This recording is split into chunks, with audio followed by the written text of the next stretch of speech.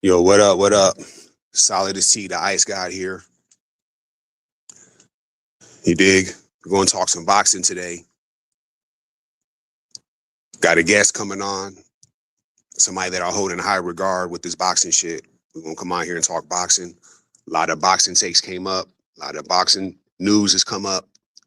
So we're going to chop that shit up and get this shit official. You know, y'all know I do my other content, but I'm a boxing fan, so I got to talk that boxing shit, you know. So I appreciate those that do, or let me say this, I appreciate those that don't mind me talking about boxing. Damn, I gotta put this candy down. But yeah, I appreciate those that fuck with this. So we're gonna get this shit popping. So the link is available. So all you gotta do is just click it. Everything is good. We're gonna get this shit moving.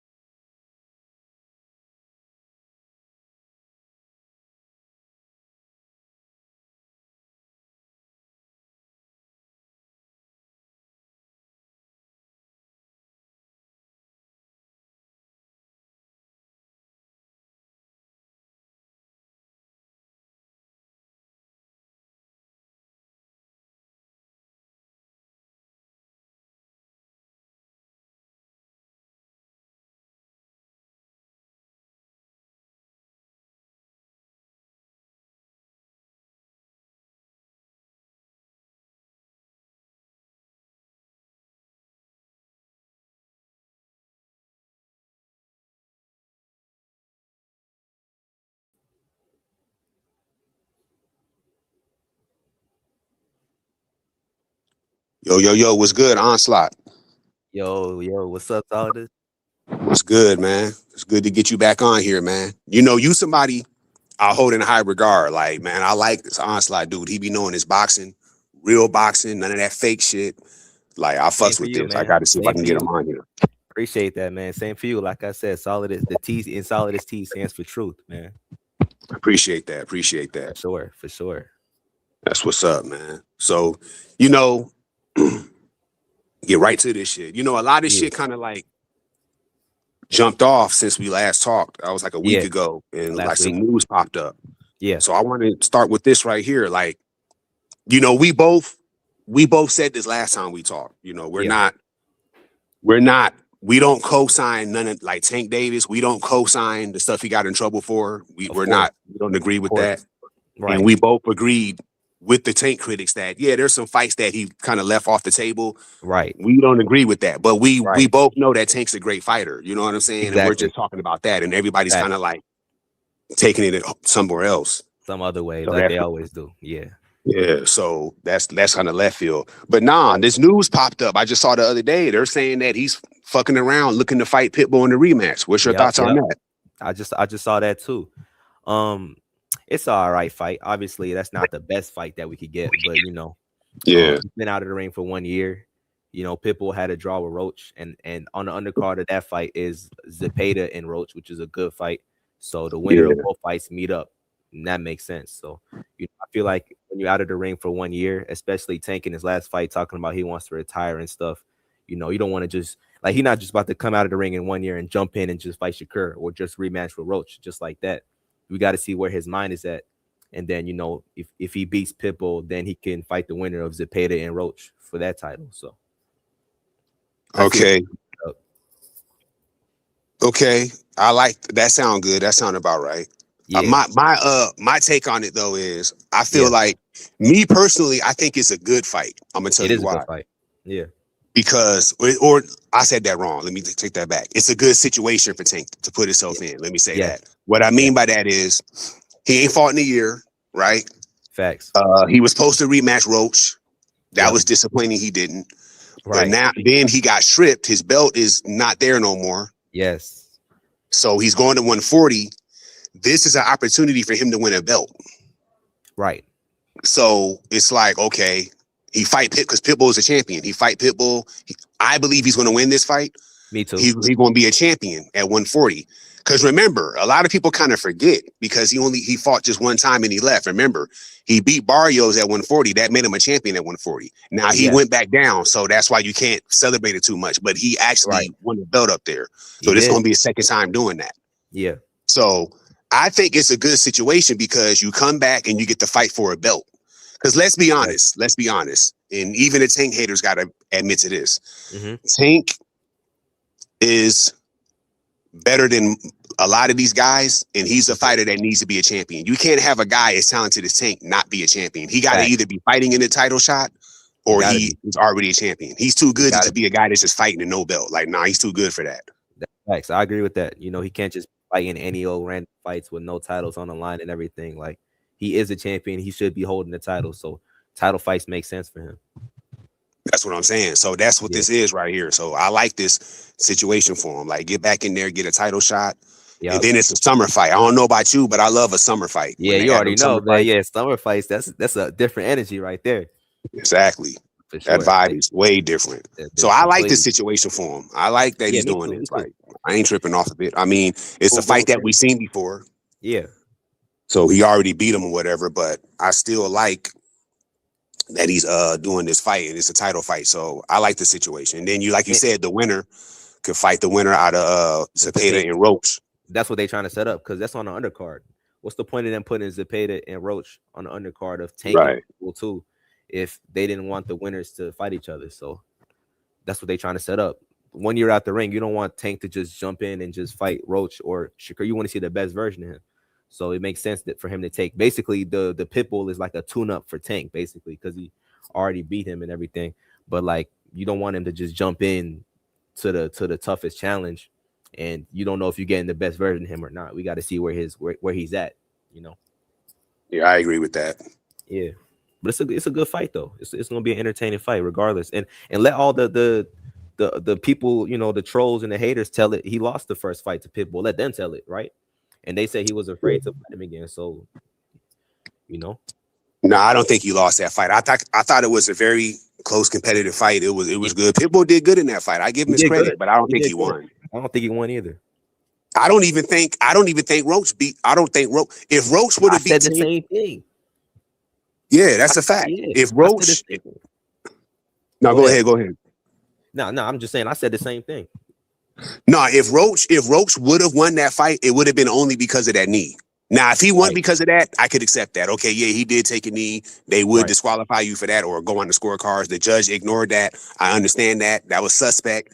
Yeah. If he lost, it would have been because of that. But if you watch the fight, he wasn't winning rounds on Tank like that. I said that though. That's what I said. He had success, but he wasn't winning rounds like that. He didn't win. No, I was on the IBFP stream, and they asked me who won between Tank and Roach. I was like, Tank, look at the fight. Tank won the first 5 rounds of that fight, and they started acting like I was making something up.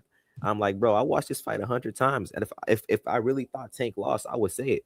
I think he won 7 rounds to 5. It was a close fight. It was competitive, but I had Tank edging it. You know. Yeah, I agree with that. Roach had some good moments. He landed some good shots. That's true, but I thought Tank was doing a little bit more. I feel the same way. I feel the same way too, and it's like just people need to set aside how they feel about Tank for 1 second, and then just look at the fight from an unbiased point of view. You know, if somebody thinks Roach won 7 rounds to 5, you can make an argument for that, whatever. But don't act like Roach came in there and just dominated him like how these people. Like it was not that type of fight. That's facts. That's facts. Yeah. People don't know how to like a lot of the, you know, like all right. So speaking of Tank, all right. Yeah. So we know that Tank won that fight. That a lot of capping going on. Of course. So somebody told me you was on there debating. Dude, right? Yeah. So they asked me to check it out because they said you cooked them. I was like, I expect that. I mean, I expect that. But they was like, you should listen to it. I know you don't fuck with, because somebody sent me a message. They was like, I know you don't fuck with them like that. You don't be listening to their shit, but check out that debate. Yeah. So I was like, all right, I'll do it. So I went over there. I looked. I saw you was on there, and I skipped to the. You know how you can skim through a YouTube video. Yeah, so I skimmed to the part y'all was debating, and it's like. I was kind of. I'm gonna be honest with you. I was kind of confused because he said, the guy you were debating, he said that Tank. His argument was Tank's one-dimensional. Yeah, but you like everybody. Like nobody's stupid, bro. We've all seen Tank fight before, or I know at the very least, fight fans. We can clearly see that he's not a one-dimensional fighter, and he's very versatile. And there's 100%. Multiple fights of that. 100%. That's been proven. So what was he arguing after that proof was there? Like, what was he arguing? And it's crazy because look, he approached me with that debate on Twitter, like randomly. He was just like, I want to debate you. Tank is one-dimensional. And I'm like, really? Okay, cool. That's the easiest debate topic. I could prove you wrong in like 30 seconds. Let's do it. I'm confused. I'm wondering what type of angle is he going to take? Because as soon as I point out to him that, look at Tank fighting Garcia, Frank Martin, Leo Santa Cruz, Pitbull, everybody, he fights every fight differently. You brought that point up when I came on the stream last week. You were the one who brought that point up. I'm like, damn, Solidus was just talking about this, so credit to you. And then I was like, okay, he got to take, once I bring that up, he's gonna take this debate in a completely different angle. He's probably gonna just start saying Tank's resume is like this, or unify this, and that's exactly what he did. As soon as I brought up the fact that, look, a one-dimensional fighter cannot fight fights differently. That's facts. They cannot approach different styles differently. No one-dimensional fighter in the world can do that. And that's fact. And I was like point out one-dimensional fighter who fights different styles differently. He couldn't do it. Yeah, because I heard that part. That's a contradiction.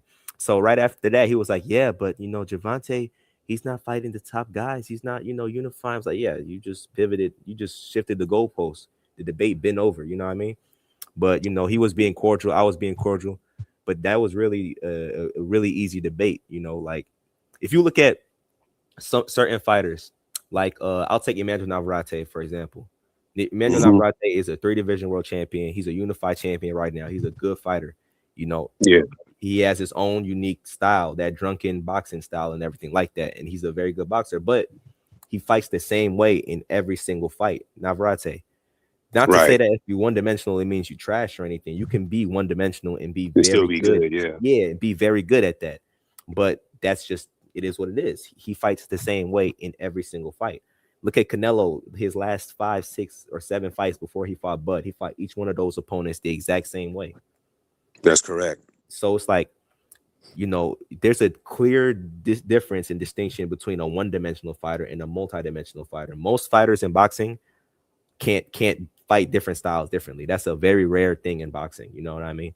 Like, it's hard to be a different fighter on a different night and then a different fighter the next night. It's like that's not every fighter can do that, you know. And it's a clear distinction between the two, and that's what I pointed out with Tank. That's the worst guy to look at and say that he's a one-dimensional fighter. You could say, oh, his resume is weak, or oh, he didn't unify. That's a whole different debate topic. We can talk about that. But regardless of who was in front of you, you approaching, it's not about your opponent, their skill level or their belts or whatever. It's about the style that they bring to the table and how you approach the style. That's what that is in relation to when we talk about somebody being one-dimensional or multi-dimensional. So yeah, that was an easy ass debate, man. You know. Yeah, that's what threw me off when I was listening, because like you said, he tried to move the goalposts, because it's like I feel like he knew he was wrong. Yeah. And you know how they do it over there. They rely on people helping them instead of just one-on-one for real. And I think he was expecting that, because I'm thinking to myself, like, there's really nothing else to say. There's multiple fights where Tank is using different styles. He's not one-dimensional. Next topic. And I just thought that was weird that he kept trying to argue. And then speaking on Tank's resume, you got to think Ryan Garcia and Frank Martin. He beat both those guys back to back, fighting in different styles. Those are quality wins. That kind of like bumps his resume. In my opinion, in my honest opinion, Tank doesn't have a trash resume. In my opinion, the only issue I would say is, okay, yeah, there's 2 or 3 guys at 135 he didn't fight when they were all there. That's the only thing I would say. But I feel like if I look at his resume, this is not a trash resume. He beat some guys that were actually quality fighters. It's not a trash resume.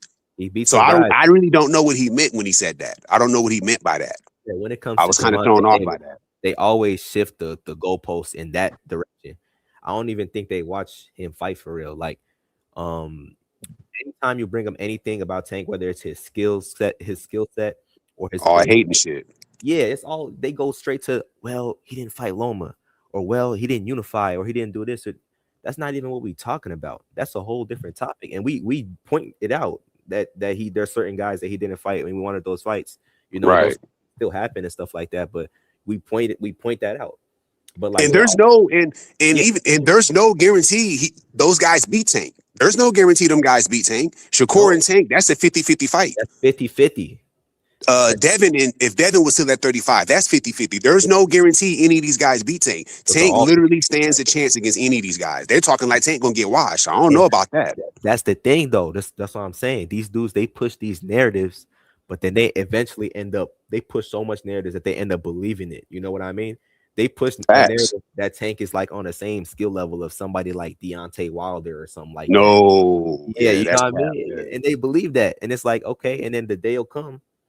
Not even the day will come. This you know, it's been several times where Tank has proved them wrong. Like even with the Ryan Garcia thing. Exactly. Like Ryan Garcia is a trash fighter now, but when that fight happened, they were all saying that he would knock out Gervonta Davis.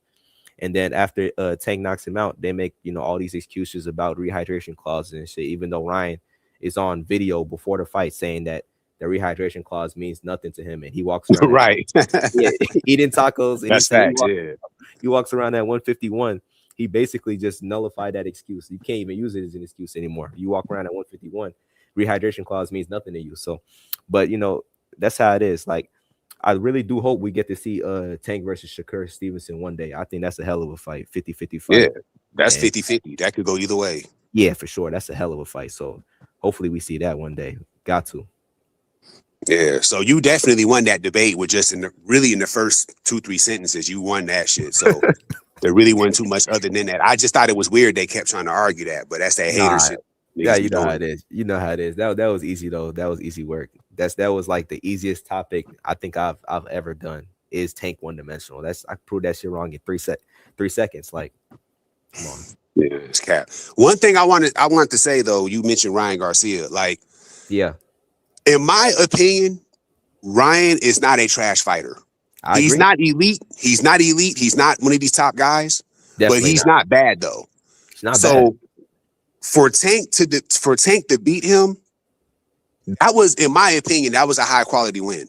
It was an impressive win. People try to discredit it because of all that stupid shit. You know, people, you know, like you said, they hating on Tank, so they don't want to be fair or just give credit where credit is due.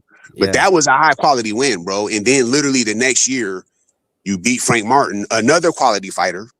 Right. And it's like his resume is not trash, bro. And he did it in 2 different styles. So I honestly from a boxing standpoint, I honestly don't understand the Tank dislike. I don't know, man. It's too much. I mean, That just be bugging me though. I just be getting bugged because a lot of this shit that goes on in boxing, I be hearing what these people be saying and stuff. Some of these fans, and they be saying shit that's like, I don't know what the fuck is wrong with these motherfuckers, bro. They just be saying some crazy shit. Bro, we know these guys are not real fans of boxing. And it's the same thing with Terrence Crawford. All the narratives that they pushed against him for years and years and years, it's cool because eventually the truth, this is what boxing is the best sport in the world. The truth is going to come out in the ring, no matter what narratives you guys push. 1000% fact. Yes, eventually what we're going to see the truth in the ring. So it's like the narratives can only go on for so long. Eventually that's gonna come to an end, and then they're gonna be fumbling and stumbling, trying to find excuses like they're doing with Crawford right now. You know, that's just how it is. So even with Tank, one day the day will come when they'll be fumbling and stumbling and coming up with excuses and trying to justify why he beat this dude and that guy. So that's how it is. So let me ask you something about Crawford. Yeah. I want to see your take on this, Crawford and Canelo. Mm-hmm. All right, so you've been hearing, you're well aware. Yeah. People, Canelo fans, Canelo supporters, they are running around saying that Terrence Crawford has a trash resume, right? Yes. But check this out. Does that make Canelo look bad? Canelo, great fighter, two-time undisputed, 4-weight division champion, one of the best to ever do it. Yeah. But he lost to a guy that came up in weight with a trash resume. Does that make Canelo look bad? That's the thing that's so crazy about the Canelo and Crawford fight, because all these years they've been hyping up Canelo like he's the greatest thing ever. The last thing they would expect is Terrence Crawford, the guy who they've been downplaying for his whole career, to come up and beat that guy. So now they can't talk trash about Crawford anymore because it's just making Canelo look worse. Canelo fighting Crawford is a cherry pick, basically, when you look at it. You pulling up a guy from 147. He was at 154. So we pulling up a guy from 154 up to 168. You did that with Charlo as well. He's coming off of the most competitive fight in his career against Madrimov, right? Like Canelo said, he viewed it as an easy fight. Like he said it's an easy work in his weight class, and he's pulling him all the way up. And then he ends up getting dominated and cooked in the fight. So as a Canelo fan, the only thing you can do is give Terrence Crawford his props as, a great fighter, somebody who's truly elite, But if you try to downplay Crawford's resume, all you're doing is downplaying Canelo Alvarez because he lost to somebody with a trash resume now. Is that what we're going to say?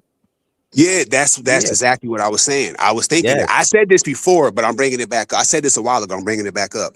Right. But so all you Canelo fans that are going to listen to this, because I do most of my views from the playback.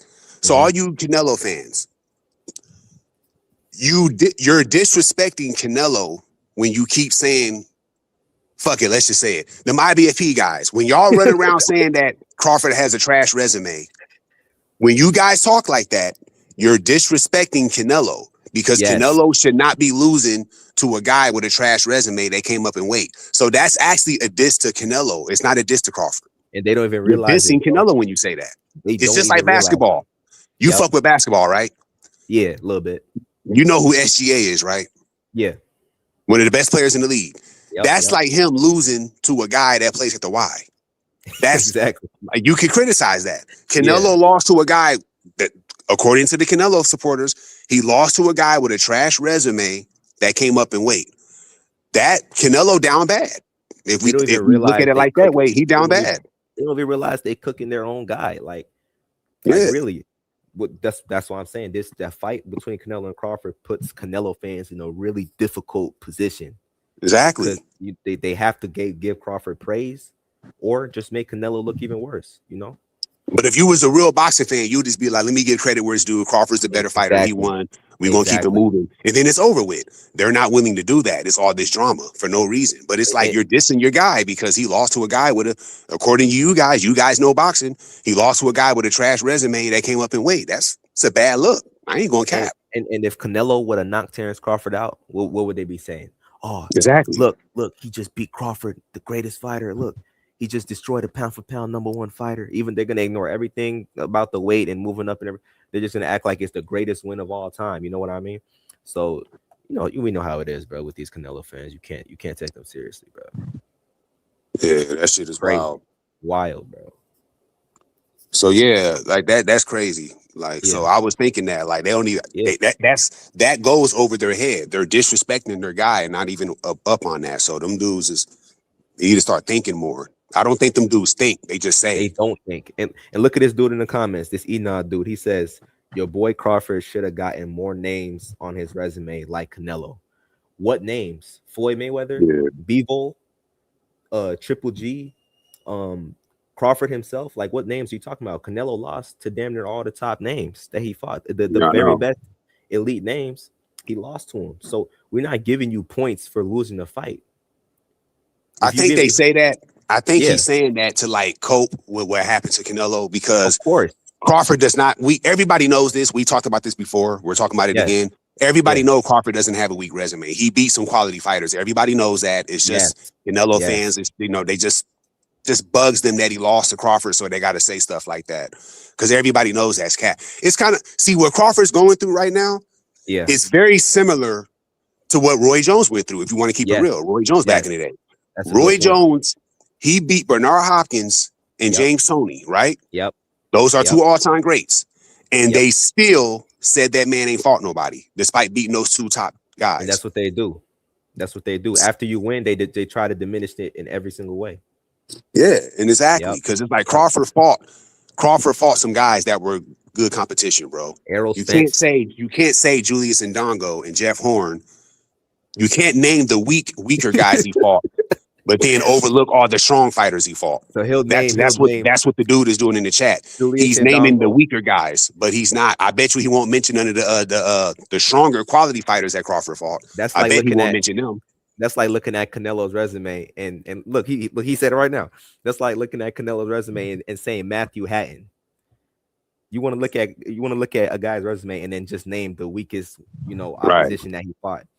Because everybody's beat weak fighters. Everybody, literally every fighter. There's no fighter that didn't do that. Every fighter has fought weak opponents and beat them. Canelo, Mayweather, everybody. You have to at some point at the beginning of your career. That's a part of it. That's a part of the game. You got to fight weak opposition. But to focus on the weak opposition and ignore the best, opponents that you beat is just disingenuous. But they only do that with Terrence Crawford. They don't want to mention Errol Spence. They don't want to mention Canelo himself. They want to act like that fight didn't happen. It is what it is, man. And this dude, he's talking about the competition at 168. What competition at 168? You talking about Billy Joe Saunders, Callum Smith? These are B-level fighters. It's good wins for Canelo to beat these guys in 11 months and go undisputed. That's a solid achievement. Credit to him. But don't act like Canelo was just beating some killers, some top fighters at 168. No. Canelo was the top fighter at 168 and Crawford beat him. Like, what are you talking about? That's a fact. Yeah. And then beating Canelo was better than all of those wins combined. Thank you. You just said it. Exactly. And then who did Canelo beat? That was like top guy. That's super high quality. Every time he fought those guys, he got an L. Nobody. So it's like the only one is Triple G, the controversial win. That's the only one. But other than that, I personally felt he lost those both fights. Me personally. Other people disagree, but I felt he lost the first fight, and I felt Triple G won the second fight. Me personally. A lot of people do, and Triple G Canelo already was trying to age him out before he even fought Triple G. First fight, I heard that. And then the rematch, and then Canelo waited until Triple G was 100 years old to do the trilogy, and then he brought him up to 168, and then even that fight when Triple G was old, the third fight, it was competitive too somehow. So it's like, it is what it is. Yeah, that's No, go ahead. No, I'm saying that's his only like elite win, quote unquote elite win. All the other guys, that's facts. Because like I said, all them other guys that was elite, they put belt to ass. You know what I mean? Belt to ass. That's the thing. They can't. It's a hard pill for Canelo fans to swallow. That it is what it is at that highest elite level. He's just not like that, and it's okay. He's still a good fighter, a very good fighter. But the one guy, and this dude bringing up competition at 168. The one guy that people wanted to see Canelo fight at 168 just happens to be the guy that Canelo didn't fight at 168. Right. That's the one guy who people actually felt would beat Canelo at 168. Not Callum Smith, not Billy Joe Saunders, not Caleb Plant. No, David Benavidez is the guy that people wanted to actually see Canelo fight, the top contender. and he made it 1,000 excuses every time that was brought across his table. So, so much, yeah. So to get into David real quick, yeah. So I watched that fight on Sunday, Ja Apataya versus Brandon Glanton. I watched it too. Yeah, you caught it. Yeah, I did. So, all right. So Ja Apataya is a good fighter, great fighter. Yeah, I don't think nobody's disputing that. Nope. Now he fought Brandon Glanton. Brandon Glanton, solid fighter, but from what I saw from watching that fight, footwork was bad. Yeah, couldn't really get his feet placed to throw punches. Nope. So it was like he just got washed. But the way Ja Apataya was fighting in that fight, he was punching and moving. He wasn't just being stationary. So now, when other fighters fight like that, they get called a runner. But when he fights like that, it's okay. Like he's a monster. He's a killer and all that. Yeah. This is the true double standards. Because you know what I'm talking about. So I know you can do 100%. And even with I was watching Diego Pacheco, his latest fight. He fought this dude, I think what's his name, Sajo, some African dude. Yeah, the African dude, yeah. Diego Pacheco, all he did was jab and clinch the whole jab fight. And clinch, yep. He got dropped and everything. He just jab and clinch. I'm like, this is literally what they try to act like Devin Haney does, or they try to act like Shakur Stevenson does. It's like, this is the actual born fighter. This guy, Diego Pacheco, I'm literally falling asleep watching him. And you acting like Devin Haney is fighting like this. No. I'll pick a Devin Haney or Shakur fight over Diego Pacheco any day. Any day of the week. But like you said, it's the double standards. Wait, since we're talking about double standards, you guys watched the Navarrete fight versus Nunez? Yes. That was a good the first 5 rounds, Sugar was like running for the first 5 rounds. Yeah. He was on his bike. He was on his bike at the beginning, which surprised me.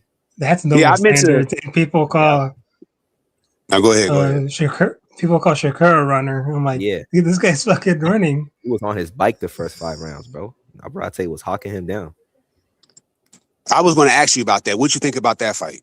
Oh yeah, it was a good fight. You got the pick right. I got the pick wrong, but I thought Nunez would be able to win the exchanges on the inside with his pressure and combinations, but he didn't throw straight punches. When Navarrete, he throws wide punches on the inside, but I wanted Nunez to go throw straight punches and go to the body, but Navarrete, his pressure was just too good, and the way he throw those combinations, the awkward angles and everything like that, Nunez just couldn't handle it, and he didn't have any defense either. He was just getting tagged. Navarrete got hella power, hella chin, great stamina, and he destroyed him. That was a really impressive performance in my opinion. Yeah, I felt like I agree with that, but I just thought that Sugar Nunez, he was trying to box. Yeah, you're not a boxer. You're a brawler. You come forward and throw punches. That's your style. That's why. And you're trying to all of a sudden you're trying to be a fighter with footwork and box. That's not going to work. That's not what you're used to doing. It was surprising. And in Navarrete, like I said, he throws some like you said, he throws some awkward punches, but it's very he has fast hands. I don't know if you think that he has fast hands. The way he can get them angles in on you and just keep throwing punches nonstop, them constant combinations, they keep coming. And he knows how to punch while moving too. It's not like he's just standing there. He actually can punch and move. Exactly. So I'm like, that's going to give Nunez. I knew he was going to win. That's going to give Nunez. It's just a bad style matchup. Nunez, you're right. You got to be a boxer to beat Navarrete. You can't be a brawler. You can't be a guy that just want to come forward and throw punches. You got to box. That's a great Nunez point. is not. Nunez, he's a good fighter. I'm not shitting on him, but he's not a boxer. He's a brawler boxer. Like, come forward, throw punches. That's pretty much it. You got to box, bro. That's facts. I got kind of blindsided by the Dennis Berinchyk fight, and then also the Charlie Suarez fight. I feel like if he could have just came forward and throw straight punches to Navarrete while fighting on the inside, he could have a better chance. But like you said, you got to be a box. That's the perfect style. The perfect style to counter Navarrete is somebody who is a pure boxer and actually can, like handle his awkwardness and catch him, in between the shots and get around his awkward timing. So definitely, that's facts. Yeah, bad style matchup. I knew like Nunez is cool, but I was like, nah, he ain't beating him. And then what we saw is what happened. Definitely. So that was a good win. So who do you think will win between Nunez and O'Shaquie Foster? No, not Nunes. Navarrete and O'Shaquie Foster. O'Shaquie Foster, bro. I was thinking the same thing. Yeah, I was gonna message you that because O'Shaquie Foster, you can fight on the back foot. Yes, good point. Good point. That's And he has facts. a good one too. He has a good one too as well. It's good jab, good one too. Yeah, that's. I probably lean towards O'Shaquie. I'm kind of leaning towards O'Shaquie, but Yeah. I think Navarrete would be a tough challenge. But Yeah, I for think sure. I think Foster will pull it out. Yeah, I Pause. would lean towards him. I lean towards him in that fight too. Yeah, but Navarrete can fight though. I got to give Navarrete his credit. If he can, Yes. It's an awkward style. That's not what they would teach you how to fight if you were to learn how to box. But I got to give him credit. Like, it's very effective. He do his thing. Like, he's solid. But that's the question you asked. I would kind of lean towards O'Shaquie. Yeah, he one of the more interesting fighters in boxing because, like, when you watch him fight, he breaks every single rule of boxing, but he makes it's effective. He makes it work. It's effective, and all that matters in the ring is it don't matter how good it looks or what's in the rules or not. Whatever is effective and works is all that matters, and he makes it work. So that's interesting for sure. Yeah, that's a fact. Yeah, that's a fact. Yep. Yeah, so that's what I'm saying. So it's like it was some great fights coming up. And then, Pataya, he's talking about he want to fight the winner out of Benavidez and Zurdo. So I assessed the way he was fighting. I assessed his fighting, whatever. I was like, now that I look at it, given the way Benavidez, Pataya, to me, that could go either way. Because the thing about it is, I don't think Pataya has fought nobody like Benavidez before. Because Benavidez, Benavidez doesn't have the best footwork, but it's good footwork. But he's never having an issue where his feet are not placed where he can't throw punches. That never happens with Benavidez. No, he never had that itch. Fluid punching. He doesn't throw lazy punches like Glanton does. And it's like fast hands. Hands is fast, strong enough. Because the thing about Benavidez is he doesn't really have that one power, but he has that accumulation punching where it's like you get hit with 2 or 3 of those, you're like, oh shit, let me back up. I'm gonna have to move a little bit now. So it's like I honestly just assessing the matchup. And then I saw what Pataya can do. Pataya, okay. This is my third time watching the fight. He seems to has gotten better with his footwork and being able to move and punch and all that. So I can see him doing something. But to me, that's as it stands right now, I'm looking at that as a 50-50 fight. I wouldn't be surprised if Benavidez win. Wouldn't be surprised if Pataya won. What says it's fair to label it as 50-50 right now, because mainly for me, because I haven't seen Benavidez at cruiserweight yet. We got to see how he does against Zurdo. Okay, it's a good point. It's a good point. Right. If he looks really good against Zurdo, I will lean towards Benavidez. I have it 60-40 Benavidez. I just think his pressure and his style with the hand speed moving forward and combinations could give Opataya some issues. But I still think Opataya is the most dangerous opponent for Benavidez to fight. I believe so too. He has that crazy one punch knockout power. So left hand, Yeah, so that's the main thing with him. But I think Benavidez overall, the style matchup favors him. But like you said, 50-50 is fair right now. That's a good label for it, 50-50. Because I'm telling you, Benavidez, his ability to walk in and at the same time protect himself and not get caught clean. Yes. He's underrated at doing that. People keep dismissing that. That's underrated from him, bro. He's good at that. Good defense. Does not get hit like that. You know, his defense, his head movement is legit, moving forward and throwing combinations without getting hit. That's underrated. That's what I'm saying. So and then he's never going to have issues. He's never going to have issues throwing punches. He get the landing on Opataya. Opataya might have to back up. You just never know. You never know. But that's the thing we got to see. And I was looking at this too because I heard Benavidez. I think he said he was interested in moving back down to 175 after cruiserweight. And I was thinking about that because there's 25 pounds between light heavyweight and cruiserweight. Thinking so if Benavidez were to come in at the cruiserweight limit, it would be extremely difficult for him to go back down to light heavyweight because then he would have to cut 25 pounds after gaining it. So that doesn't make that much sense. I was thinking the only way Benavidez could move between those two weight classes is if he comes in light at cruiserweight, because you can weigh in any weight between 175 and 200. He could technically come in at 176. Obviously he wouldn't, but technically he could come in at that weight. So I'm thinking what weight would Benavidez come in against Zurdo? because usually, and I also look too. Usually, a lot of the cruiserweights they weigh in at like 199, 198, 200, so they weigh in heavy. So like if he were to, Benavidez were to come in at like 180 or 185, he would kind of be at a weight disadvantage. Most cruiserweights don't do that. The only cruiserweight I know who comes in light, like 180, 185, is Bottle Jack. That's the only guy I've seen come in light. But other than that, what weight do you think he'll come in? I think he's going to do the 200. Honestly, yeah, he might. I don't think he's going to go back down to light heavyweight. I'm going to tell you why. Yeah. I think, and I'm not saying it because I don't think he can do it. Yeah. I think it might just be a waste of time. I think he's probably going to figure out this is a waste of time. I might as well just stay here, come back down. And then I heard from unnamed sources, I can't put them out like that, but I've heard, I'm hearing that Bivol is not opposed to coming to cruiserweight. So maybe Bivol might come up there and they can fight. That's what I heard. Okay, so that's pretty interesting. So that's what I'm saying. We can fuck with that. Because like I said, I honestly think that it'll be a waste of time. Like you're going to come, you just fought at 75. Because remember, Anthony Yard was really the Bivol replacement. Because Bivol was hurt and he couldn't do the fight. That's actually how the Yard fight came to be when Benavidez fought Yard last year. It's supposed to be Bivol. Because Benavidez, he was going to fight the winner out of Beterbiev and Bivol. Bivol won the rematch. So, we're going to, because remember, they did an immediate rematch after Beterbiev won. And then Bivol won. And then Benavidez was supposed to fight the winner. That's why he wants to fight. That's really why he wants to fight Bivol, because he's the winner. But it's going to be a waste. In my opinion, I think Benavidez is going to realize this shit's a waste of time. I might as well stay here. Fuck it. Me too. Go back down to 175 for what? Yeah, I'll have to sit down and think about it. I'm like, it doesn't even make any sense for him to go back down to 175 with moving up to cruiserweight. Like, just stay there, get beat, just Zerdo, rock out at cruiserweight.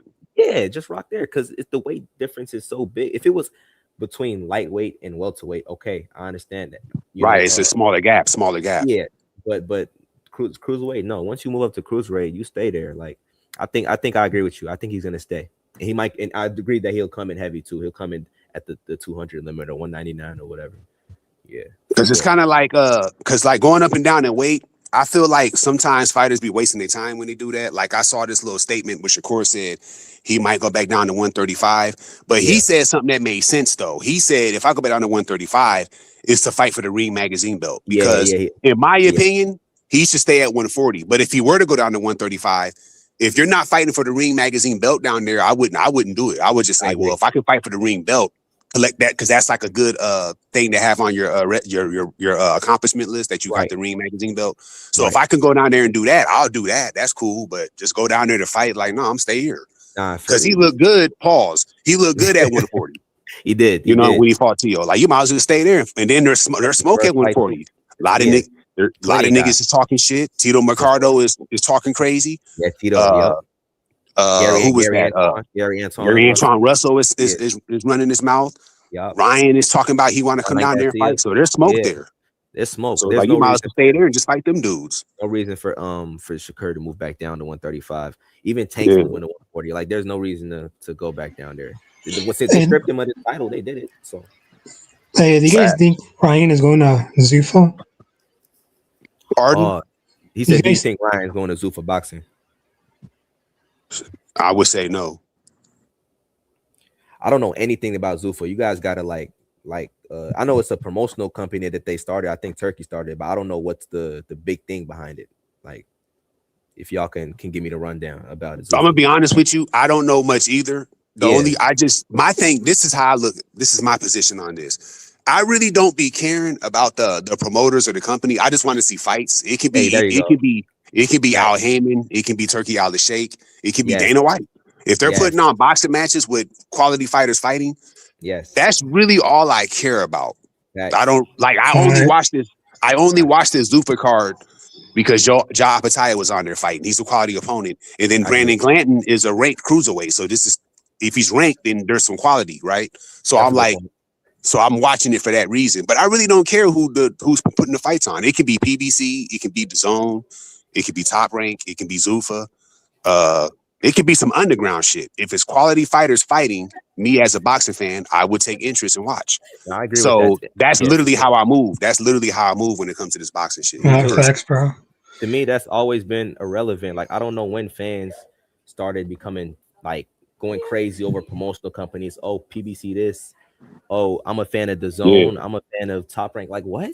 Bro, we talk about the fighters. Who cares who's behind what fight? Bro, for real, I never understood it either. Yeah, like when did we start caring about that? We just want to see the fight. What platform it's on doesn't matter. Who's the promoter doesn't matter. Like exactly. Yeah, like yeah, that's all I said. Because I used to because I don't care what, like you said, I don't care what platform it's on. I do think PBC has the best presentation, me personally, the way they present their fights. The way it's presented, I agree. Yeah. But I'll watch the Zone, all them other. I don't give a fuck about none of that. Yeah, I actually miss Top Rank on ESPN. I used to enjoy it. Like, oh, they got a fight this weekend. I can watch it on cable and shit. They don't do that no more. But yeah, I don't be giving a fuck about the platform. It don't matter who's fighting. Are they fighting? Oh, I'm gonna watch that shit. I don't care. As long as they present it well, that's all that matters. Like I don't really care. Just who. I don't care if they fighting in the UK, New York, Las Vegas. I don't give a fuck where. Just watch that shit. Nobody cares what promotional company's behind the fight. Just as long as the fight happens, that's all that matters, bro. Exactly. Facts. Anyway, had a fight on Facebook one time. Anyway had it. I didn't give a shit. He fought what's his name again? I think it was MJ. MJ. Yeah, he fought MJ on Facebook. I logged in. I watched it too. Yeah, I didn't give a fuck. Exactly. Who cares? Yeah. So speaking of Inoue, I got a question for y'all. Yeah. So we just saw what Crawford did, right? He moved up to beat the top guy. Inoue is the top guy, the smaller weight class. That's the best smaller weight class fighter. Yeah, 120. So Bam, do you think Bam would be able to do what Crawford did and move up in weight, multiple weight classes like Crawford did, and beat the top guy? Do you think Bam, because he's the leading candidate to do something like that, to go up in weight and fight a top guy in a way, coming up like Crawford did Canelo? Do you think Bam has the skill to do that, to move up and beat Inoue out of all fighters? What says you guys? That's a good question. That's a really good question. Actually, I didn't even think about that. I mean, I think Bam is really skilled though. I think he has the skills to compete with Inoue. I don't know if he can move up. And what did he fight at 117, right? Something like that. I don't think he can move up and just do it like how Crawford did at 122. I'm not sure. It's a possibility. Remember, you told me this last week. Yeah, Crawford did something that like 95, damn near 100% of fighters are not going to be able to do. Move up multiple weight classes and beat the top guy. You might be able. You might see a guy move up and beat like no disrespect, but like a B-level fighter. Might do something like that. Canelo ain't a B-level fighter. Canelo is the guy, and he moved up and beat that man very convincingly. Right. No other fighter has done that, or probably could. The leading candidate, though, like I've been saying, is Bam, because they keep saying Bam wants to do it. Right. I don't know if he can. That's what I'm saying. It's a good question.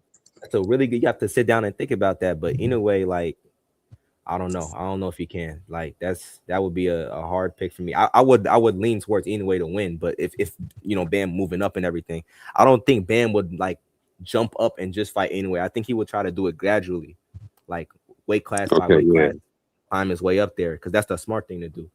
I don't think he would. So what you say stands then. Crawford's the only one that can do that. Oh, for sure. Jump up to weight classes even more, which makes it even more head scratching that people are hating on Crawford. No, of course, Bam wouldn't attempt it, and Inoue himself wouldn't attempt to do it in multiple weight classes. Nobody's. That's not a smart thing to do. You got to be crazy to jump up weight classes and fight the top guy like that. And no, that's not. Nobody else is doing that. You won't see anybody doing it. I'm telling you. But let me say this though. I actually would not.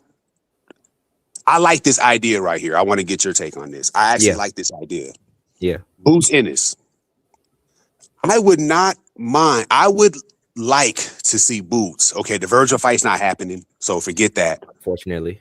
I think that would be dope if Boots moved up to 168 and fought Canelo. I actually like that idea. I was talking to somebody the other day about that. They were like, if there was somebody else to do that, if not Bam, I could honestly see Boots going to 168 and fighting Canelo. They sparred each other, so they got that somewhat familiarity. Yep. Boots is so-called a big guy, right? Pause. Right. So it's like, Yeah. Could that be something that can be done? Because remember, I'm only considering that because remember, Eddie Hearn said that it's Boots in the future is going to go to 160, 168. That's the only reason why I'm saying that. Right. So I'm thinking to myself, would that be a good matchup, Boots and Canelo at 68? Or is that a stretch? I don't doing too know much why I don't know why I don't think about Boots as much, but he's for real one of the most skilled fighters like in the sport right now. Like what the way he throws his jab, and circles around the ring, his defense, his head movement, his counter punching ability, like Boots is the real deal. But with him moving up and beating Canelo, I think if they were naturally in the same weight class, he could compete with Canelo Alvarez and probably beat him. But I don't know about him moving up like how Crawford did and doing it the same way. And it's like with Boots and Canelo sparring. I don't know how true this is, but the people who were there, they said that Boots had some he was competing with Canelo, but he had some problems in moments keeping up with Canelo Alvarez, like due to the experience gap. So like at the current moment right now, I don't know if Boots could move up and beat Canelo Alvarez. I think the fight could happen. I think that's something that's possible. But I don't know if he would win though. Nah, I don't know if I would pick him to win that. Okay, yeah. If they were in the same weight class, for sure.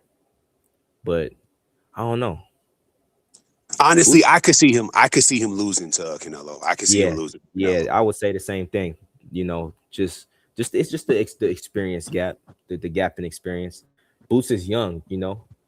Is he even how old is Boots? Is he even? I think Boots like 27, 28. Yeah, he's not even 30 yet. He's young, and he needs to rack up some more experience and everything like that. But if you're talking about raw skill and raw potential, who's a more skilled fighter between Boots and Canelo? Boots has more raw skill and potential than Canelo Alvarez. That's a fact. Yeah, and that's just a fact. But I don't know if them being in the ring right now, moving up in weight, I don't know if he would win that fight. Nah. Yeah, because like I said, the person I was talking to, they were just saying that Eddie Hearn was like, he said that Boots is going to do that one day, and he was like, "What if Boots go up to fight Canelo at 68? What you think about that?" And I was like, "Shit." I started thinking about it, so I just asked you that. Question. It's a good question, though. I think Boots, but in terms of his raw talent, he got a lot of potential. Yeah, so that might be a stretch. I don't know if the Virgil fight's not going to happen this year, but I got him over Virgil any day if they were to fight. Yeah, me too. Sure. Yeah, I think he'll beat Virgil. That's actually a bad style for Virgil. It is. Like I said, I'd rather Virgil. If I'm Virgil, I want to see Virgil fight Bakram Murtazaliev. That's a good matchup to me. I want to see that. I don't think it's happening now because Bakram lost the title, but he just lost. Back then, for sure, that would have been a really good matchup. I was coming for that fight. After Virgil fought Boachuk, I was like, put him in there with Bakram Murtazaliev. Let's see what happens. Like that would be a good matchup. That's the fight I want to see. Because I feel like Boots is I'm not saying Virgil don't got a chance at all. I just like there's always a chance, but I don't think he'll beat Boots. But I just feel like Boots is a bad matchup for him, me personally. But no, you're 100% right. Because think about it. Boots, his last fight at 147, the unification fight versus Stanionis, right? Look at Stanionis and look at Virgil Ortiz. They're similar the exact style. Same, bro. This is very, very similar style. The only difference I'd say is Virgil got more power. That's probably all I could say. But if you could take a fight of Stanionis and a fight of Virgil Ortiz and put it side by side, same thing. Shit. It's the exact same thing. And not only that, look at David Avedian and Virgil Ortiz. That's the same style. Like Boots has seen that high guard, walking forward, pressure style plenty of times. He has more experience against Virgil Ortiz's style. Virgil hasn't fought anybody like Boots yet. Closest thing is Matrimov, but he hasn't fought anybody like Boots' style because the type of style that John Boots Ennis has is not a style that you could find anywhere. Like it's rare to find that specific style. But the forward, high guard, pressure fighter guy, you can find that guy in every weight class. You go to a gym right now with young niggas sparring and find that style. Exactly. That's one of the most common styles in boxing. So, like stylistically, you got to lean heavily towards Jerome Boots, and I don't see how Virgil Ortiz is getting past Boots' jab and movement. I just don't see it. And he's gonna have to knock him out because he ain't. Because other than that, there's no way he can win. He's gonna have to knock him out. He's gonna have to knock him out. That's what he's gonna have to do. But he can't. I don't see him beating Boots by decision. No. That fight I'm definitely rocking with Boots. It's a Boots. shame we're not Yeah. able to see it though this year. So Yeah, Boots all day. not for sure. Because they said if it went down, it was either going to happen the end of this month or April. If it were to go Yeah, down. if you want to go down, which is man, that's one of the Yeah, fights I want to see the most. But it's so it's crazy, a man. miss. Yeah, that's crazy. So when you was on the when you was on IBFP, besides that, because I got off after y'all debate was over with. Yeah. So after that, did y'all debate again or that was it? No, after that, we just started going back and forth about Benavidez as usual. But there was this dude in the chat, his name Detroit Music. He Okay. came onto the panel and he cooked the whole panel. Bayou Damn, knows what I'm talking about. Yes. Got down like that? Bro, he came up there and he body bagged everybody on the whole panel. He had him That like, shit was like so satisfying to listen to. I was like, yo, this dude, like every single point they had, he just cooked them. I remember I think he was talking to them about like Crawford and Canelo, like how they discredit Crawford, and real talk, he was like, yeah, Crawford doesn't have the star power. When you look at all the best fighters in boxing, Well, that was the stupidest shit he said. Yeah, Like, and then Detroit, he just responded. He was like, "Does Usyk have star power?" And then the whole panel was just quiet. They had no answer. bro, it's like saying Jake Paul is like up there. Like, man, listen, bro, these people, bro. Man, he shut him down. He shut him. Detroit Music, that's his name. He shut him down like panel, that. On the panel, bro, we need that. Bro, we need that guy up here. Like him here. His name on the panel was Mayo something, but Mayo Sandwich. Shit. Yeah, Mayo Sandwich. He went up there and he cooked everybody. I'm like, damn. And that's what's up. Nah, for sure. Because they're saying Onslaught. They saying you got another debate going down this week. Is that true? Apparently I do. I was talking to Real Talk on Twitter, and he wanted to debate me about something that has to do with Canelo versus Benavidez, whatever it may be. So I'm gonna go over there tomorrow and barbecue, whatever you want to talk about, barbecue him on. Bro, it's always David Benavidez Crawford like on that panel. I bet you they're talking about Crawford right now. Yeah, I bet you they are. It's like, I think I said Benavidez has more heart than Canelo or whatever, and he was like, "That's not true." Hold up. Didn't Detroit clock his stupid ass, Nick stupid ass that you don't only talk about Crawford and look today they're talking about Bud Crawford overrated career. That's the name of the stream today. Oh yeah, as usual, bro. As usual.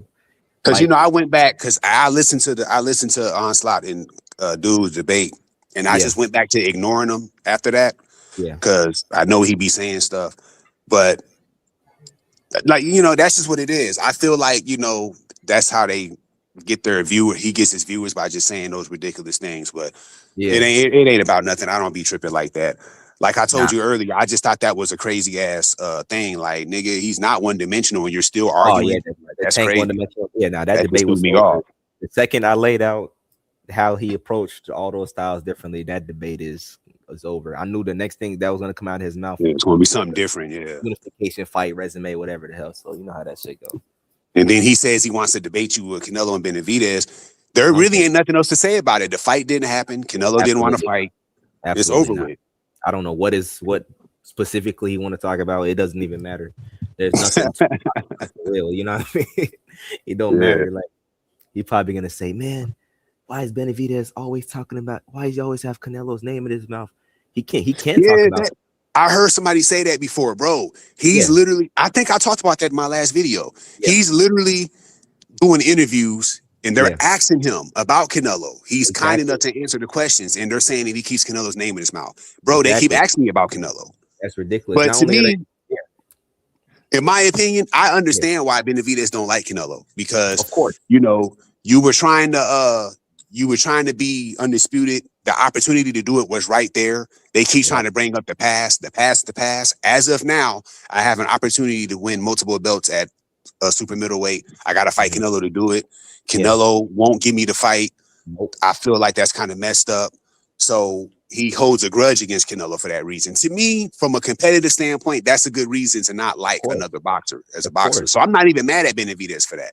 But what I've noticed about Benavidez is he does interviews they're asking him about Canelo. He's literally just talking. He's not even talking. I saw one interview he did where he was just talking. He wasn't even talking about Canelo, and they didn't ask him about Canelo. He didn't even bring Canelo up.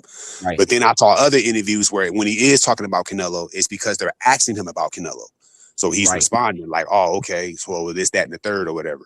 Yeah. And what always throws me off about these guys that defend Canelo for not fighting Benavidez is how are you guys right over what the actual fighters are saying? They're saying that Benavidez didn't get the fight because he didn't activate his mandatory. Yeah. But Canelo, he's saying they're not fighting for other reasons. Right. So you guys are right and Canelo's not? Because that's not why Canelo said the fight's not happening. Canelo never said, oh, he didn't activate his mandatory. He never said that. The whole activating mandatory excuses is ridiculous. You know, Mirage? He made a video about it a while ago. A great video. He was talking about how he completely debunked that excuse, the whole WBC mandatory activation. There's no such thing as activating a mandatory. There's no magic button that you push and then all of a sudden your mandatory is activated and the champion has to fight you in the WBC. That's not a thing. You go through the whole WBC rule book. That's not a thing. You can petition for the mandatory to become active, and you have to, talk to the WBC about that, which Benavidez already did that, and they decide whether or not to order the fight or not. The WBC decides who's a mandatory, not the dude with the interim title. That's how it works with the WBC. The mandatory fight for Benavidez to fight Canelo was Caleb Plant. The WBC did a meeting with Mauricio Suleiman. He said that the winner of Caleb Plant and Benavidez will fight Canelo Alvarez for the WBC title. And then after Benavidez won, they say, oh, okay, cool. Now you got to fight Andrade. It's like, what? Yeah. Then they just pivot. And then after he fight Andrade, okay, now, they say, okay, we're gonna put you in there with Canelo Alvarez, but you got to wait a little bit. Canelo has these fights coming up. Canelo got to fight Munguia. He got to do this. And they just keep delaying it. And Benavidez, he needs to move on with his career. He's not just about to hold this interim belt forever, waiting for Canelo never to make the fight happen. He moved up to 75. They offer him to move up to 75 to fight Vazdik for the interim title over there. Of course, he take it. Yeah, then they got him in it. Then they tracked him like, okay, now you got to pick between the 175 mandatory or the 168 mandatory. And they say, oh, well, he picked the 175 mandatory. So he technically ducked Canelo. No, he didn't duck Canelo. If he would have, it's two options: stay at 168 and have Canelo continue to avoid you, holding this worthless interim title, or move up to 75 and stay at 75 with the better opportunities. Better opportunities. That's all it is. He got Bivol, better be of all these other guys he could fight, guys who actually willing to fight. Why stay at 168 and hold the interim title? Canelo could have made the fight happen. He's the cash king, right? He could. Why not make the fight that the fans want to see? How's that? I've been telling them that. Yeah. I've been telling them that for like 4 months straight, and they, for whatever reason, just refused to agree to that, even though it's true. And then I had to get caught up in them silly beefs, and it's all over that. And everything I'm saying is facts. If he wanted to fight Benavidez, that fight would have happened. It's really that simple. He didn't. And I honestly don't know why they would push back on that. If he wanted to fight Benavidez, he would have fought him. He didn't want to fight him, so the fight didn't happen. They're coming up with all this other stuff. Like it's that simple. He's the A side. He's the guy who can make the fights happen. If he's the guy who can make the fights happen, why not make the fight that people want to see? It's really that simple. And then the Crawford fight. The Crawford fight happened because of Canelo. Canelo agreed to it. That's why he agreed to it. He agreed to it. And that fight ain't happening if Canelo didn't say yeah. They put the money out there. I understand that. But if Canelo would have said, nah, I ain't gonna fight him, that fight wouldn't have happened. And the same amount of money that he wanted for Crawford is the same amount of money he demanded for Benavidez, 150 million or something like that. So like the fact of the matter is the reason why the fight didn't happen is because Canelo didn't want the fight to happen. Every time they approach him to with the asking him about Benavidez, he'll say, "Oh, Benavidez is a risk because he's big. He rehydrates to 200 or whatever." Okay, Berlanga rehydrates to 200. Oh, I don't like to fight with Mexican fighters because I represent Mexico. Munguia is Mexican. Every excuse he make, he just expose himself with the next fight. So, like, there's no excuse. There's no more excuses. Like, just say Canelo ducked Benavidez. That's a part of his legacy, and it's that simple. It is what it is. He ain't that hard like Benavidez. Yeah. So, Say it again. Say it again. President Breaking of up. the WBC. Yeah, you Can you hear breaking me up. now? Yeah, we can hear you now. They said Suleiman protects him. Yes, Mauricio Suleiman, Canelo's #1 fanboy. He always wearing the Canelo hat. Canelo's best friend happens to be the president of the WBC. You know what I mean? He gave Canelo the franchise belt at 160. As soon as Crawford won against Canelo and he had the WBC belt, and Mauricio Suleiman wanted him to pay some crazy amount for the sanctioning fees, and Crawford refused. They stripped Bud, and then the first thing Mauricio Suleiman says is, "We got the WBC belt ready for Canelo whenever he comes back. Get the hell out of here with that shit, man." Then who's Canelo gonna fight? Who's Canelo gonna fight when he comes back? Bruno Saras, or like who is he gonna fight? Some random dude for the vacant WBC? Yeah. I caught a lot of flack for saying this. I did a video, right? And I caught a lot of flack. I was talking about, I honestly think he's going to fight Lester Martinez, to be honest with you, Canelo. Yeah. Because he got a fight coming up for an interim belt. He win that fight. I believe he will. I see. I honestly believe by the time September comes, because they're saying Canelo's going to fight in September.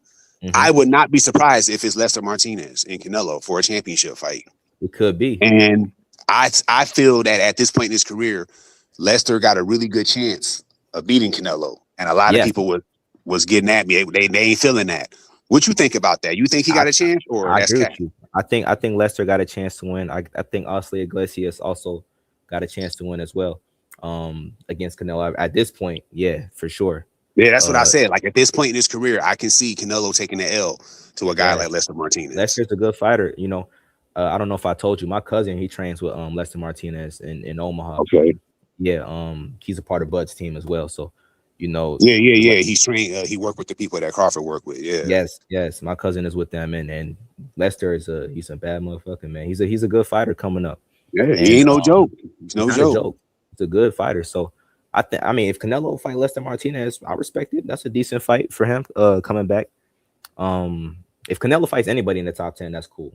I respect that. You know what I mean? Because when he fought in Billy, when he was fighting in Billy, he was hitting that nigga back for real. He was hitting that nigga. He was not taking no punch. He was hitting that nigga back, bro. I was really impressed with his performance in that fight. I actually low key wanted him to win. To be honest with you, I ain't gonna lie. Nah, I was rooting for Martinez in that fight. That's the only dude who was really going back and forth with Billy. People don't go back and forth for him. That's what I'm saying. Yeah, he was hitting that nigga, punching that nigga dead in his face right back. Like damn, I was like, damn, Martinez ain't no bitch. He ain't no bitch. Tough. This dude got some. Yeah. Martinez is cool. He's nice. I like him. I think he's definitely a future champion for sure. Yeah, so I would not be surprised if they announced that is who he's fighting next. That wouldn't surprise me at all. Because I don't really know who else would he fight. I mean, he already said he don't want to fight that Iglesias dude, so that's out. Yeah, who would he fight? That's what I'm saying. It just might be Lester Martinez. It just might be him. I think you might be right. Now that I look at the top 10 rankings here, yeah, he might fight Lester Martinez. Yeah, it just might be him. Oh, Lester not even in the top 10. He ranked number 12. Yeah, I think Canelo might fight him. That's a good prediction. Yep, he might fight Lester Martinez. Oh, he might fight Jamal Charlo too. That's long overdue. Yeah, that's long overdue. Yeah, I wouldn't mind that. I wouldn't mind Charlo and Canelo. I know it's late. Yeah. I wouldn't mind it though. It's late though. That should have happened like 10 years ago. Definitely. I wouldn't mind that. Definitely overdue, but I wouldn't mind it either. Yeah, I'll tune in for that. He might fight Diego Pacheco. Actually, Canelo might fight that guy. Diego Pacheco. He's top 5 he's ranked top 5 at 168. And I just think Canelo is way better than that dude. I'm not gonna lie. Yeah, he'll smoke Pacheco. He'll smoke him. That's the one dude who I'm looking at. I'm like, Canelo would definitely smoke this guy. I feel like OG Charlo would be more of a challenge than Pacheco. Oh, for sure. I agree with his jab and everything. Yeah. Yeah, Pacheco is okay, but I don't think he's better. I don't think he's better than Canelo. He's all right. He got dropped in his last fight against that one dude, African dude. Yeah. So I don't know, bro. But I think you're right. I think he might fight Lester Martinez. Yeah, because Martinez got a fight on the 21st, and it's for an interim belt. Yep. So exactly. I'm thinking they're going to alley-oop that into a Canelo fight. Yep. And that wouldn't surprise me at all. Because he's he's not like we just found out. You just pulled it up. He's not ranked top 10, but he's a quality opponent. Yeah, I feel like that's enough to get Canelo to say, okay, yeah. Yep. So he's not fighting a guy that's just a journeyman that's 35 years old. Like, this is a quality opponent. That's a solid fight. I'll be interested to watch that for sure. I wouldn't be mad at that at all. That's a solid fight. So yeah, I honestly think that's going to happen. How many more fights you think Canelo got left though in his career? Probably like 2 or 3. 2 or 3. Or maybe I say 3 at the most, 2 at the least. Yeah, 2 or 3. Yeah, something like that. He got the contract with Turkey, so he's probably just gonna go through with that, and then as soon as that's done, he's out. Yeah, he's probably retired. Yeah. Yep. So yeah, that's what I think he's going to do. I don't know. Only thing I'll say is I don't know if he's going to fight like a high level guy at this point. Maybe not. Yeah. Because it depends. It's tricky. He's 35. He'll be 36 later this year. I mean, he might. Because I know the Benavidez shit, he ducked Benavidez, but Canelo ain't no bitch, man. Canelo with the shits, man. He ain't. He don't be. We can't call him that for sure. He's been in the ring with some guys. Yeah. It's just the Benavidez thing is a black eye, but other than that, like Canelo ain't no hoe, bro. Nah, Canelo pull up on anybody. He pull up on anybody for sure. That's why the Benavidez thing is so weird for him. But other than that, it seemed like Canelo, he stepped in the ring with all these guys for real. So. So who you think? So the Devin. Oh yeah, I forgot to ask you. There, I forgot. Yeah, Devin Haney and Rolly are talking about fighting. They're saying that damn near done. What you think about that fight? Okay. So this is what I'm saying. A lot of people are saying, okay, it's a garbage fight. Rolly sucks. Easy win for Devin, everything. But I want to tell people that Rolly Ramiro is not a garbage fighter, like how people view him as a garbage fighter. Right. Like I favor Devin Haney to win this fight heavily. I think Devin Haney is going to win the fight easily, but don't think that Rolly is just some trash dude who's just going to be in there like getting stepped on. Like, no, Rolly can punch. He can punch really hard. He's athletic. He's fast. And he's shown that he's a decent counter puncher. He has some decent footwork with his new coach. With how he beat Ryan Garcia, he actually can move around the ring a little bit. He has some decent counter punching ability. So it's not like a completely garbage opponent for Devin Haney. And listen, before people try to jump and say, oh, it's a cherry pick, somebody got to get that title. He's holding the title. It's a unification fight. So you can say whatever you want to say about it. Yeah. I don't like, I don't like when people say that, bro. If you're fighting another champion, I'm not willing to say that's a cherry pick. You're fighting another champion. You're fighting a belt holder, bro. Because they disrespected. There were some people that disrespected Xander by saying he cherry picked to win that belt. I disagree, bro. That's so dumb. That dude, Abbas, that dude was a belt holder. He was a champion. It was a championship fight. Yeah, he was a tough fight, and it's an opportunity to win a belt. I don't agree with people saying fighting another champion because it's not like it might not be the best fighter. But the guy's still a champion. He's a belt holder. So it's like there has to be some, like I said earlier, there has to be some kind of quality on his name. So I don't know if I want to come up and say, oh, that's a cherry pick. So I disagree with that. So I don't think Rolly is a cherry pick. I think Devin Haney will win. I think Devin Haney's better. He should win this fight. But I think it's not going to be a fight where he just walks over Rolly. He might have to, might be some moments or whatever, but I think he'll win. It's a quality win. Yeah, I think he'll win. He might, have a clear performance, but like it's not a slouch. It's not Rolly's not just some dude you're just gonna come in and just run over. Like he presents some risks. He presents some risk. He can punch. Exactly. It's just like when Tank fought him. Like he was trying to. You go back and watch that fight, bro. He was trying to fucking kill Tank in that damn fight. To knock him out every single round. And Tank said Rolly's the hardest puncher. I heard that.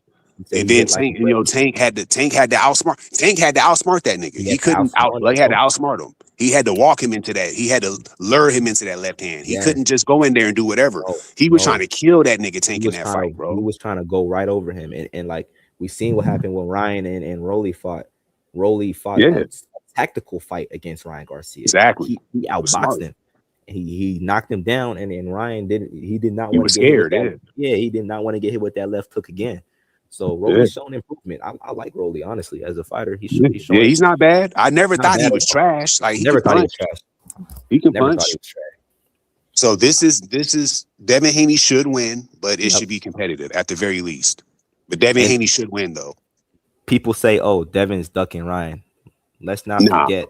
Let's not forget who beat Ryan. Yeah, I know. Yeah, Rolly literally beat Ryan, and Ryan is ducking him. Ryan doesn't want to fight Rolly again. I honestly thought they was going to fight next. To be honest with you, when he won that belt, when he beat Barrios, I honestly thought Ryan was going to ask for Rolly next. I thought that's naturally that's who you would think he would ask for to get his get back. But Ryan doesn't. He hasn't mentioned Rolly since. He doesn't want to. I don't think he's trying to jump back in there because think about it. You know, you got out of the Rolly fight. They gave you another opportunity to get a world title off of that fight, and you won. What does Ryan gain by going back? Well, he gains he does gain the title if he were to beat Rolly again. Right. But what there's more lucrative fights for Ryan Garcia that are less risky than the dude who already beat him in Rolly. So like Ryan could try to go fight Shakur Stevenson. Yeah, he'll probably lose, but he's not going to get like badly hurt or dropped or anything like that. He can survive a decision against 12 rounds. Yeah. Yeah, and make some money and everything like that. But Rolly is high risk for Ryan because Ryan already knows how dangerous he is. He already fought him and he got dropped and he got outboxed. So I don't think he's just not interested in going back in the ring with that guy. He's not worried about getting his get back with Rolly. Yeah, that makes sense. The way you broke that down, that makes sense. Now that I heard that, I'm looking at it like that now. I feel like he's just not. It doesn't make sense for him to go do that. Like I would give him a lot of respect if he went in there and tried to fight Rolly again and get his get back. But from a business mindset, he can go fight Devin again, or he could fight Shakur Stevenson. There's better fights for him in terms of money. Like, okay, yeah, definitely. Because the Rolly fight was just like that was just like a stepping stone for Ryan. It was viewed as a stepping stone for Ryan. He was like heavily favored to beat Rolly. Yeah, everybody said he was going to smash Rolly. Yeah, he got his ass smashed. Yes, and I was trying to tell people, no, I got Rolly winning, and I've seen their sparring sessions. I know they got history and everything like that. Rolly and Ryan haven't improved as much as their contemporaries from when they were young to now. This is largely the same style, and it's like I feel like Rolly Romero, he can stand in there with Ryan Garcia and not fear his power or anything and move forward, and just like he's not scared of Ryan. If you're not scared of Ryan Garcia, he's very beatable. He's beatable if you're not scared. That's the thing. Yeah. Facts. That's kind of like Canelo though. If his power don't bother you, you're not scared of him. He's beatable. And Ryan's the same thing. That's a great point. A lot of fighters, they'll have the skill and everything like that, but they lose out of fear. Like even with scared of that power. Yes, I felt that Caleb Plant, he was skilled enough to deal with Canelo Alvarez, at least squeeze out a decision. But like the power from Canelo was just too much for Caleb Plant, and he started fighting more on the back foot. And Canelo, that's what he wants. He wants you to fear his power, and once he got you in that position, you're done. You're not winning. Yeah. Because he kind of to speak on Canelo again, he kind of has a weird style. It's like it looks when he's fighting like Caleb Plant, it looks like he's losing the fight on points, but he's winning at the same time because of his pressure. He's coming forward, and you're scared of his power. So it looks like he's losing on points, but at the same time he's winning because of what he's doing. It's like it's kind of weird. It's weird. Like if you watch that Caleb Plant fight, that's what it looks like. It looked like Plant was winning on points, but Canelo was winning because the way he was just coming forward the whole time. Facts. Same thing with the Billy Joe Saunders fight. That's the same thing. Like it'll look like Canelo's losing because the other dude he's throwing more and he's moving more and everything like that. But Canelo's pressure is tightening the fight bit by bit. He's breaking you down. That's kind of like what Tank and Frank Martin. That's basically the same thing. Like, yeah, definitely. That's a great point. And another thing about that Tank and Frank Martin fight, I noticed right around like the 6th round, Tank was throwing singles all fight long. He was just hitting them with big shots there and there, and then Frank would do damage. Frank was actually winning the fight a little bit. And then I noticed right around the 6th round, Tank started doubling up. He started throwing like combos. It wasn't just singles anymore. Like when he would get him in the corner, when he would throw, it was not just one punch. He started mixing it up. Like I'm gonna throw 2 punches. I'm gonna throw 3. And then I noticed that started kind of like slowly breaking Frank down because that's how he knocked him down. It was a combination. He hit him, and then he made him drop his guard because he hit him, and then he hit him again.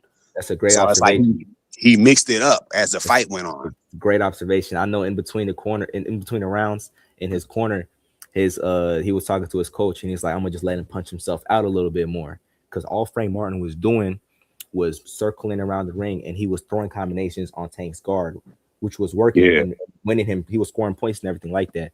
But Tank, all he was focused on in the beginning of the fight was just moving forward, throwing single shots, and just like getting Frank Martin making him uncomfortable, basically, with his pressure, his movement.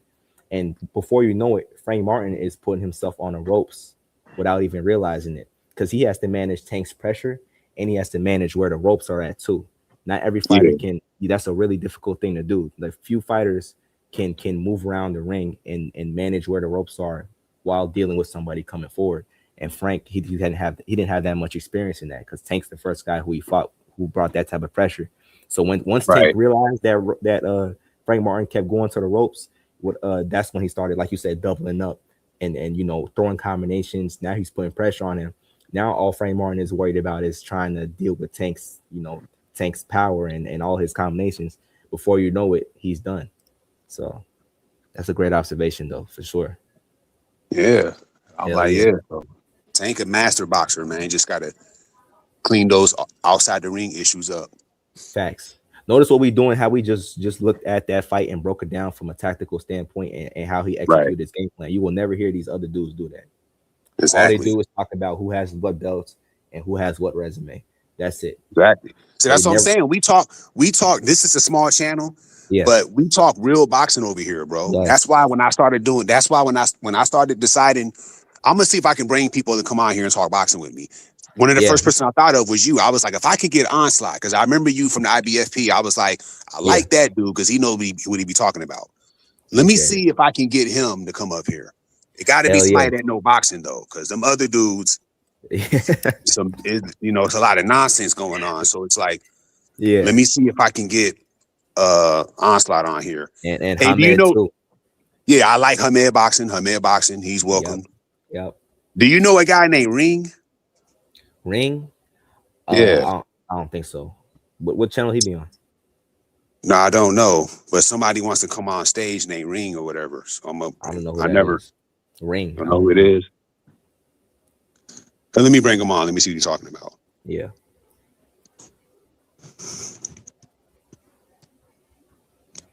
Yeah. Yo.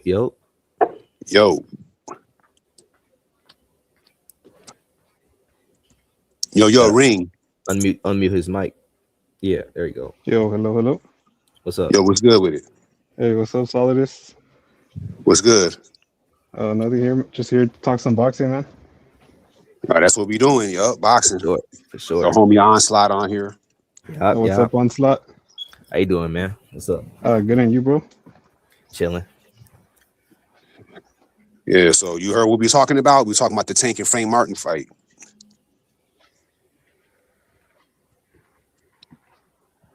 Yo, I'm hearing a bit of an echo. Is that my mic? Well, let me see if I can fix it. Hold on. Yeah. But yeah, like, just the tactical breakdown. Because these people, they don't know what skills are. Yeah. They'll say this fighter got skills, that fighter got skills, but if you ask them to name what the skills are, they don't know what they. Solid, you box, don't you? Yeah. Yeah, you mentioned you box. Like, I guarantee you go to any of these panels and you ask them what's an L step. They don't know what an L step is. Yeah, or slip jab, pull hook. They don't know none of that stuff. I've actually, when I've been on IBFP, I've actually asked them that before. Yeah. Nobody was able to answer. They can't answer. That's the thing. Like, they claim to know boxing, but they don't even know what the basics, like what this punch means. What is this like type of footwork? Like, they don't understand what any of that stuff means. So how could you claim to know know anything about boxing? No one who holds what belt and who has what resume. That's cool. You're like an encyclopedia, but do you actually understand the nuances of the sport? No. Yeah, then you said something that's 1,000% facts, and I've argued this before. Yeah, like when I used to go on that panel, I've never heard them guys tactically break down fights. It's all arguing, trolling, and all. He's good because he's a belt holder, but it's like, what's up? It's just like the Canelo thing. I told you, Canelo's a good fighter, but he's kind of limited. Footwork ain't that good. He doesn't really jab. That's actually facts. Something that's factual cannot be looked at as disrespect. But they don't know that though. They just like Canelo. So they never talk about skills. They don't break down no tactics, none of that. That's what I'm saying. Over here, that's what we do. We do that over here. And that's the Crawford and Canelo fight exposed that. That's when I really came to understand that they really didn't know what they was talking about, because I would go on the streams. I know you come on the stream sometimes too around that time with Crawford and Canelo. Yeah. And we'll be talking about who has a better jab between Crawford and Canelo. And they'll be like, Canelo does.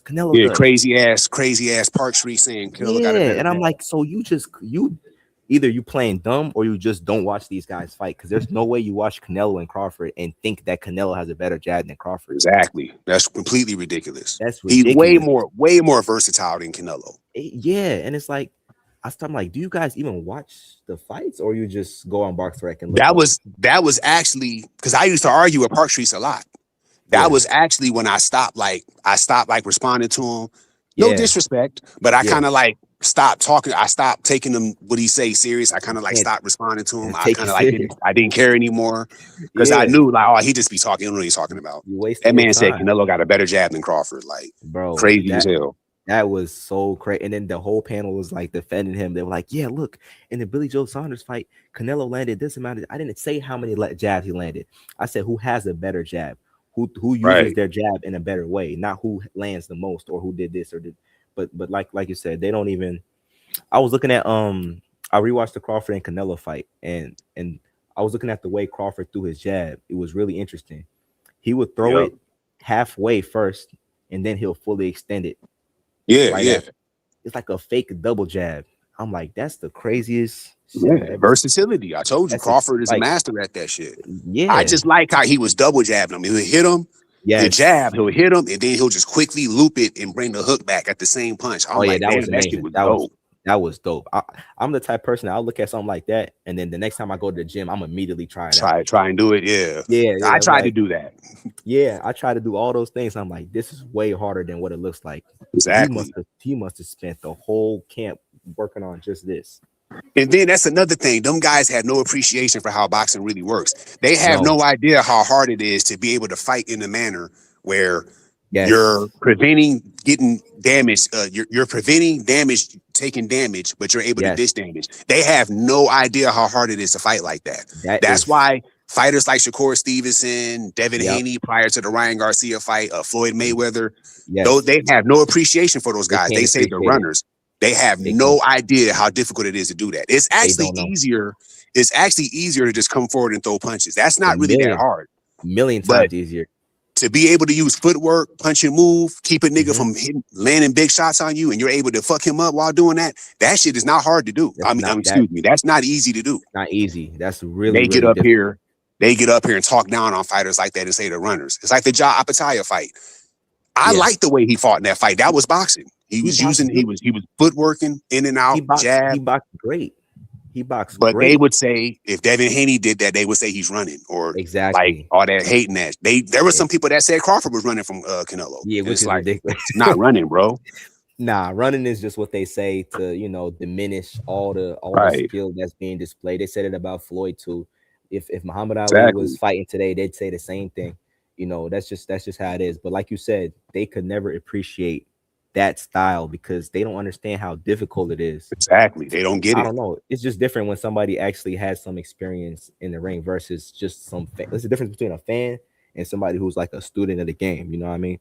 Yeah. Like, and I think that's the trouble I ran into, because I've actually boxed before. I started doing it when I was 9. I actually fought other people in the ring, got hit niggas, had to move. Exactly. In some cases, had to run because not run, but had to move a lot because niggas hitting hard. I've actually done that shit. Them dudes judging by how they talk, man. Them dudes don't know nothing about that. Bro, you can tell just by the way they talk. I could tell that this dude never stepped in the ring, never laced up a pair of gloves a day in his life. You could tell by some of the way some of them talk that they don't know what they're talking about. It's like you're just a fan, and that's fine. You can just be a fan. Yeah, that's cool. Like, stay like that. Don't try to act like you some boxing genius. No, you don't know. If I say 1, 2, 3 slip roll, you don't know what that means. Like exactly right. You don't know. You can't appreciate the nuances of the sport. What Shakur Stevenson did against Teofimo Lopez, That was amazing. Exactly. The way he managed the distance just by inches. Like he'll throw his jab, and Tio, it'll look like Tio's right there, and he can throw a combination and land it, and he'll throw it, but it won't land because Shakur's distance management is that perfect. He knows exactly the position where Tio's at. He can throw it. Shakur doesn't even need to dodge. He knows the punch is not going to land. That right there takes years to master distance management. Exactly. But, and he was coming forward and kept that jab in his face the whole time. Like all that, like just complete mastery of boxing. And these guys going to disrespect him and say he's a runner. That was amazing, man. And also even with Devin Haney, they try to criticize Devin Haney's performances and everything like that. Man, what Devin Haney did against Brian Norman was amazing. Exactly. Was a hell of a performance. I didn't see nothing wrong with it. Nah, he was standing toe to toe with the dude who's a known puncher, puts people in comas, very fast, powerful, athletic, same age, same height, everything, right? And Devin Haney was not getting hit by Brian Norman. He was smothering Brian Norman's all of his work on the inside and landing his own counters. That's impressive against a guy who, that's impressive. But let them tell it it's a boring fight. The way he was able to throw that quick check left hook and hit him. Like, the check left hook was on the money. And because Brian Norman, he was lunging forward, but he was dropping his left hand when he was lunging forward. That's facts. So them dudes had no appreciation. It's all trolling, bro. It's all trolling over there. Just trolling, man. Like straight up, crazy, bro. But like we said, the boxing is the best sport because the truth will come out in the ring. You can troll, you can push narratives, but that time will come. The moment of truth is in that ring. Exactly. And not on the internet. It's not talking shit on the internet. Exactly. And the guys having crazy ass opinions and stuff. The ring. The ring. And the guys who know what they're really talking about will be proven right every time. It's just like we were proven right with the Canelo and Crawford. We told them guys. Yes. Canelo only will win if he knocks him out. If that fight is dictated by boxing, not just somebody getting knocked out, Canelo will lose. Exactly. I told IBFP that. He didn't want to listen. Yep. And then he got put on blast, and then he had to make them videos. I heard a rumor that he deleted one of them videos he made about Canelo. It's not a rumor. It's true. Go on Hamed's channel. The video's up on Hamed's channel. They said he was talking about how Canelo was not that good. He got exposed. And then they said he took it down because he was getting criticized. That's the best video IBFP ever made. If you go to that video, he laid out all the stuff basically we've been saying about Canelo forever. Like, okay, his footwork is not like this. He basically went through and just laid out all the stuff. But I could understand why people got mad because he only said it after Crawford beat him. Why wait till after Crawford he flip-flopped. He switched up. Yeah. It's like say that before Crawford fights Canelo because we've been telling him this. Yes, I remember last summer telling him. That's another reason why I came back on the panel after I had left because he was actually saying everything I was saying. It was kind of like we're rappers. He's rapping on my beats now. You know what I'm saying? He's rapping on my beats now. That's kind of what it was like because he's basically saying everything I was saying because I'm the one that was telling him last summer. If anybody want to go back and check them lives out, I was telling him that, Canelo's footwork kind of trash. He don't jab like that. Crawford can do this, that, and the third. He's not that dynamic of a fighter. He was denying that, saying that was cap. And then when they fought, they got exposed. Exactly. Everything. And I remember a month before the fight, I told him that. And he was arguing, we had a little beef popped off. I was in those streams. That's facts. I know what you told him. You told him, Mirage told him, I told him, Ashy Knuckles, Big E. Ashy Knuckles was on there telling him. Yeah, he was even on there telling them. But he wasn't fucking with us. Yeah, but like I said, the truth comes out. And it's not going to be the only time where something like that happens. Exactly. That's why I really wanted Boots and Virgil to happen because I know all of them would be like, Virgil wins. Just not because of boxing. They're just saying that just because they rock with Virgil. And then right. That would have been another exposure, but they got lucky with that. They got lucky. Nah, to be honest with you, I remember a few months ago, before I stopped going on there, we were on there talking about the Shakur and Tio, and I remember telling them a lot of them guys wanted Tio to win. Of course, so I was like, nah, Shakur winning that. I remember I was on. This is like November, I want to say, because I stopped going on right at December, But yeah, it was like right around November when they announced the fight. They didn't announce. You know how they announced? They said they were going to fight way back in like October, but you didn't hear nothing. They've been saying that fight was going to happen, and before they announced it. Then they did the press conference like in December or whatever. So it was kind of late. But I remember telling them back in November, like, nah, Shakur winning that, bro. He gonna outbox T.O. T.O. good, but his style, he ain't fucking with Shakur. And then they fought, and you saw what happened. So, and I bet so kind of didn't listen to what they said about after Shakur and T.O., but I bet they came up with 1,000 excuses for why Teofimo Lopez lost. You know, I didn't. It was probably some nonsense. But I remember back then they were saying they wanted T.O. to win. He was going to win. I was like, nah, bro. Shakur's gonna watch T.O., bro. Nah. I knew for a fact, because I'm such, so passionate about boxing. Sometimes when I'm watching the fight, I'm like really, really in it. I'm like, man, I want this guy to win, or I'm rooting for this dude. But with Shakur and T.O., man, I just kicked back and relaxed. Easy work. I knew Shakur Stevenson was gonna cook him. Looking at both of those fighters, I knew there's no way Teofimo Lopez is touching Shakur. I was on the panel before. Not just before the fight, but a few months before, I was telling them, look at Sandor Martin and Teofimo Lopez. Sandor Martin is a southpaw. He has a similar, he's not like Shakur, but he has a similar style to Shakur Stevenson. And he outboxed Teofimo Lopez and dropped him twice. Teo got the win. They robbed him, but Sandor, if you look at the Sandor Martin fight, that gives you the blueprint as to what Shakur Stevenson was going to do to Teofimo Lopez. It's like every mistake T.O. made in that fight, Shakur took advantage of it. Like every single mistake. Like every single mistake. He took advantage. Crazy. It was like the most one-sided domination. And he didn't even get started. He was just using his jab the whole fight. He didn't throw a 1, 2, 3 and nothing. He didn't need to do anything other than use his jab. It was crazy. Yeah, that's what I'm saying. Like just masterful boxing. Like, I said, man, people just don't appreciate real boxers. It is what it is. Look, the comment. BYU says the excuse was snack and weight bully as usual. That's what they said. Usual. Yep, snack is the main thing, But notice how when they talk about snack, if it's Crawford or Devin or Shakur, every time they win a fight, it's because of snack. But when Virgil Ortiz and Bam win a fight, never hear them mention snack. Snack only applies to black fighters for some reason. I don't know why. Like, come on, that's disappointing right there. Like, come on, man. And then with Virgil Ortiz and Boots, they're both snack fighters. So I wonder what the excuse for that one would be if they fought. He's just gonna say Boots is on snack. Leave Virgil out of it. He got a snack. Virgil got a snack shirt on too, but let's act like he don't got one on. That's what they do. Bam too, is because with the Bam one. And Bam, when he was fighting Sonny Edwards, I remember at the press conference, Sonny Edwards called him out and he was like, "You're on snack this, snack that," and Bam didn't say anything. You can't find any video. You can't find any video of these dudes talking about Bam on snack. You will never hear it, or Virgil, or any other Mexican fighter or non-black fighter on snack. So it's just a typical excuse. Exactly. Hey, speaking of that, do you think that was his best win, Sonny Edwards, Bam? Oh yeah, I think that was his best win. Second best win Estrada, but his best win is Sonny Edwards for sure. Because Sonny Edwards, I viewed him as like a really good technical boxer. And I was thinking that. I would say Sonny Edwards number one. Also crazy knockout. Yeah, I remember seeing that fight. I'm like, damn, this dude Bam is the real deal. Hey, so let me ask you this.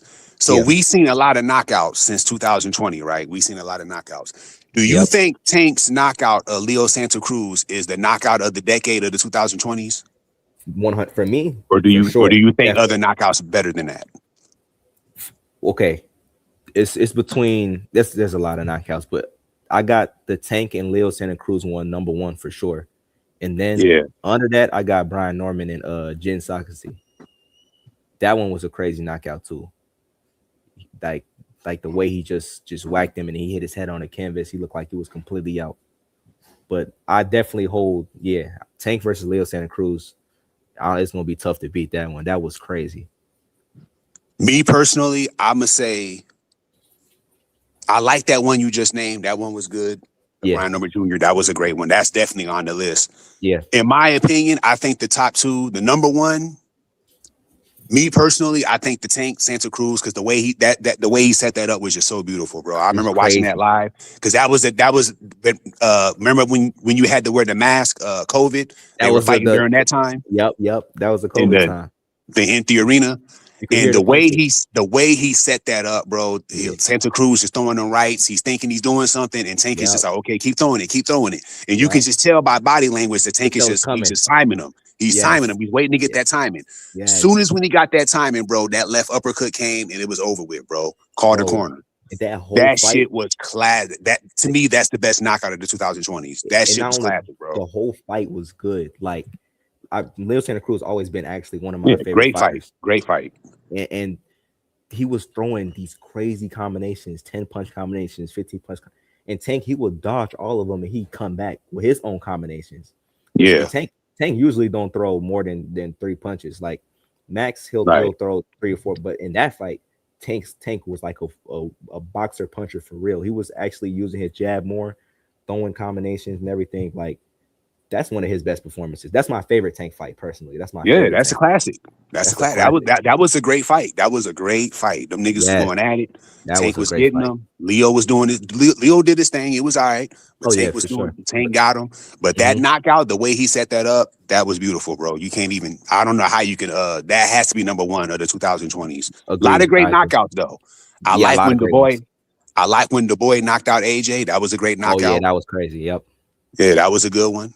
That was crazy. I didn't even watch that fight live. Actually, I was at work, and I was like, "Damn, I'm gonna miss it," because that fight took place in the UK, so it takes place. It's different. Time is different. So I was at work, but my dad, he called me, and he told me AJ got knocked out. I'm like, "What?"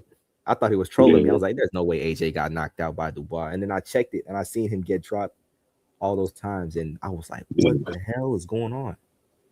Yeah, he got caught lacking in that fight. He just wasn't ready for him in that fight. I got not to make excuses. Oh, go ahead. Now finish what you're saying. No, not to make excuses for AJ, but it's like he just got caught lacking in that fight. He just couldn't regroup after he got caught lacking. He got caught lacking early.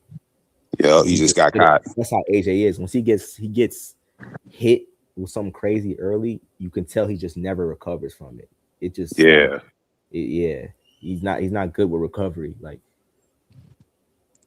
he just couldn't get back on track after that. Get back on track. Yep. So I was about to ask you, you probably don't miss a lot of fights, but what's a fight that you missed and like it was a crazy outcome that you didn't expect? I missed that Bam's last fight. That guy he fought before he fought Martinez. The African dude. Kafu, yeah. I missed that fight, but I remember hearing that he was like doing good against Bam. Yeah. I remember hearing that, and then I remember hearing like 10 minutes later he got stopped. And I missed that fight.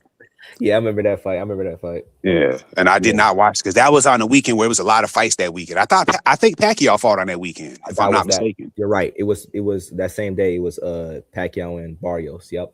Okay, yeah. But I remember hearing that, the Kafu dude, he's actually doing good against Bam. I'm like, for real? And then I look up and it's like 10 minutes later. They said they stopped 3 rounds. He was gonna go for 3-2 rounds, and then all of a sudden he getting pushed to the ropes and everything like that. He got knocked out. Yeah, so that was about it right there. Yeah, for me, I think definitely it'd be that AJ one. I don't miss a lot of fights, but yeah, it's crazy if you miss a fight and then they just tell you like this dude got knocked out. It's like, damn, really? Damn, I should have watched that live. I'm trying to think. Okay, yeah. Trying to think if there's any upsets that I missed. It'd be hard though, because I try my best not to miss any big fights. Hey, I want to ask you this. I can't believe I didn't ask you. I meant to ask you this last week, but I totally forgot. Hey, when Morrell fought Benavidez, did you think that was a top 3 to 5 fight of the year last year? Because in my opinion, that was a great fight. That was a great fight. That was a really fun fight. Yeah, I agree. You don't hear people when you hear about best fights of last year, for some reason that doesn't get brought up. That was a great fight. That's the top 5 fight to me last year, 2025. I don't know why I keep forgetting about that fight. That was a hell of a fight. They were going back and forth, and you could tell Morrell really wanted to win. Like he wasn't in there just to, get run over. He was like actually trying to win the fight, and Benavidez was pushing hard on him. Yeah. That was a hell of a fight. Yeah. Yeah, that was a great fight. And people talk about the best fights of 2025. I get frustrated because they never mentioned that. That was a great fight, bro. That was the top really of the year. I watched that whole fight. Yeah. That was a great fight, bro. Like that was a top 5 fight, in my opinion. That was a top 5 fight. For sure. That was a great fight. Yeah, people don't them even niggas talk was about going that. at it.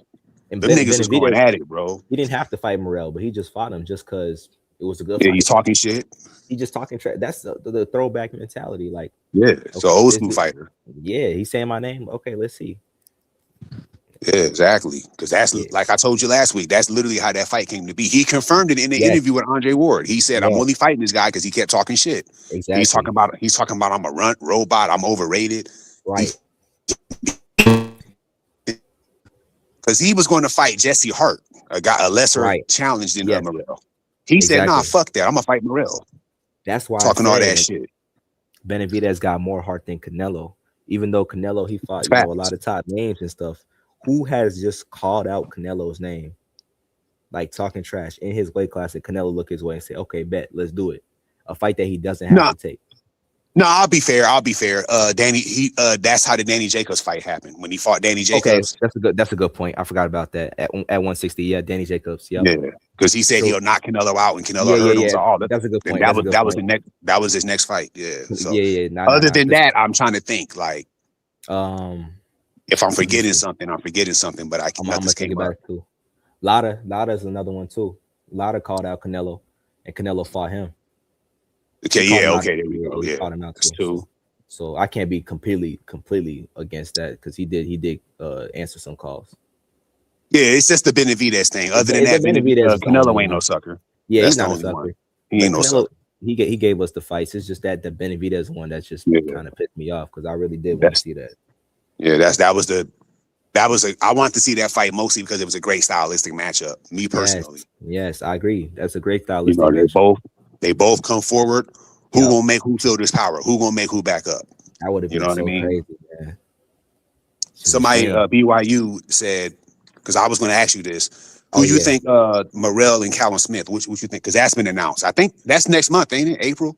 Think so. That's a good fight. Morrell. Who you got on that?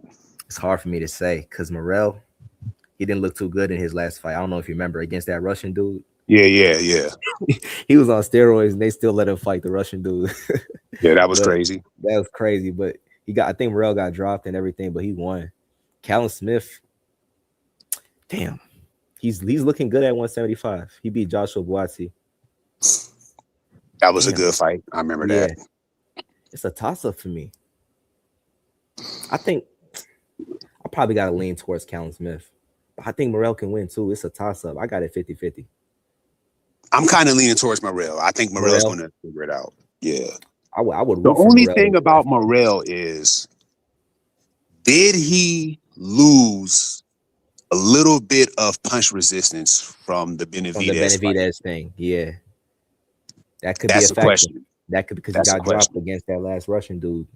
And before Benavidez, he wasn't getting dropped. So the thing about the Russian dude, though, is when he dropped Morrell, he hit Morrell when Morrell was like, it was at the end of remember, he got dropped in the last 10 seconds of the round. Right. And Morrell was off balance. He was off balance. He was off balance. So this is the thing about Morrell. I forgot to bring this up. He's a very good boxer, but he gets lazy sometimes with his positioning. Yeah, he does. Yeah, that's facts.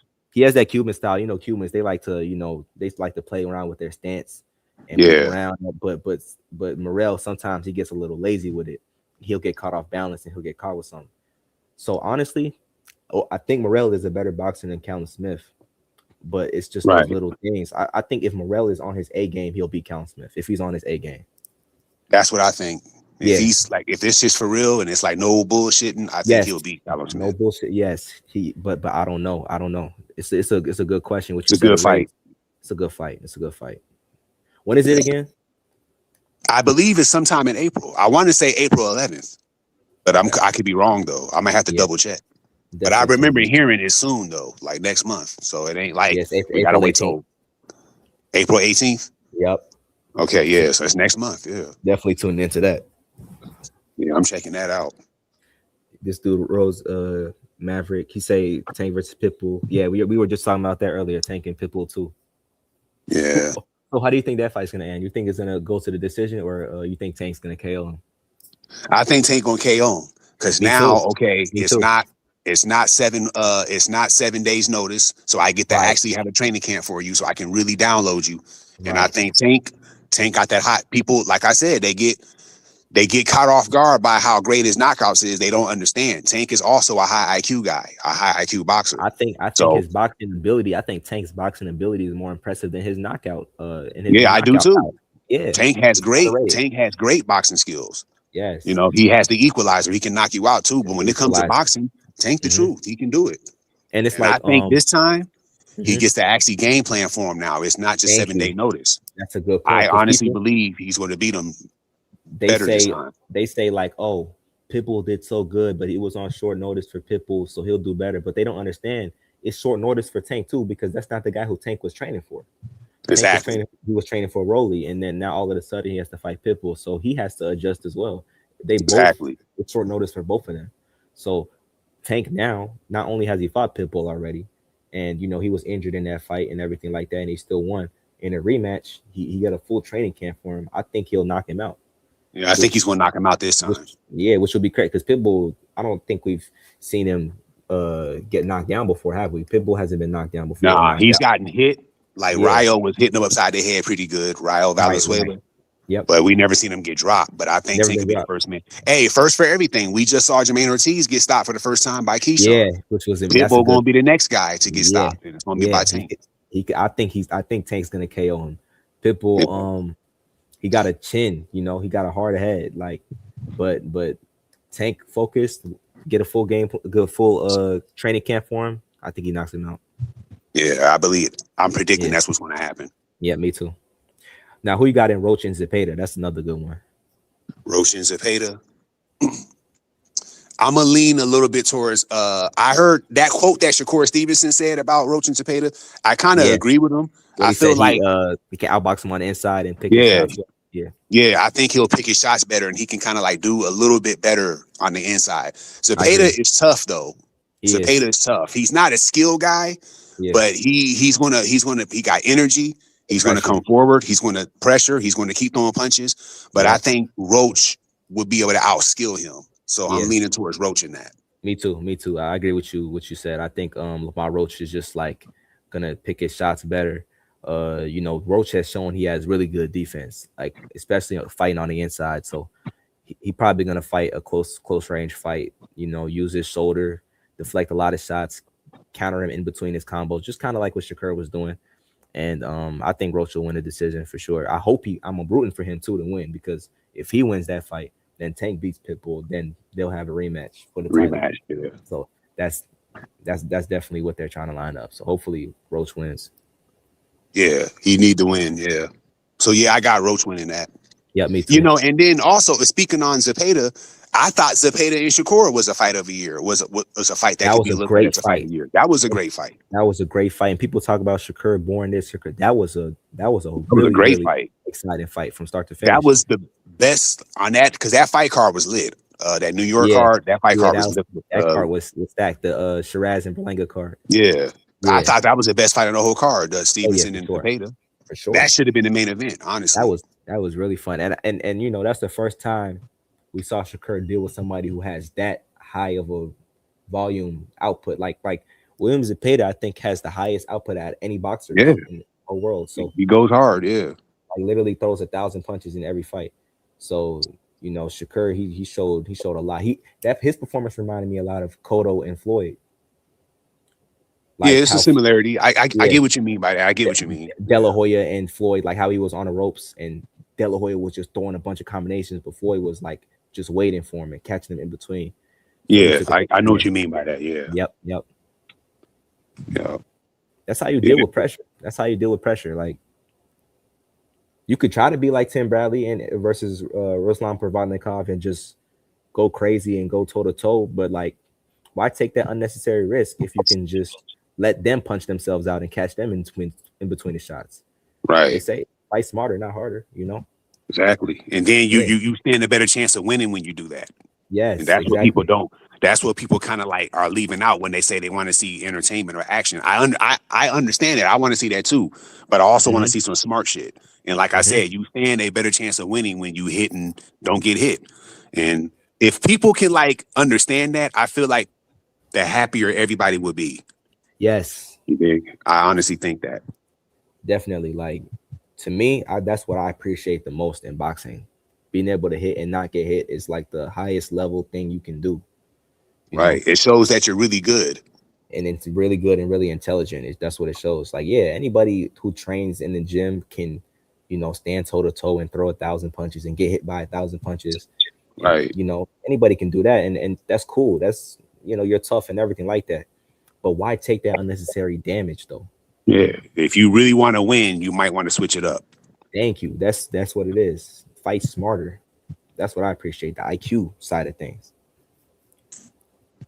Rose Maverick asks who will win out of Jai and Benavidez. Now, we said earlier that's 50-50, but you said 60-40 for Benavidez? Yeah, 60-40, depending on how he does against Zerdo, how Benavidez looks as a cruiserweight. Yeah. But I think I lean towards Benavidez on that one.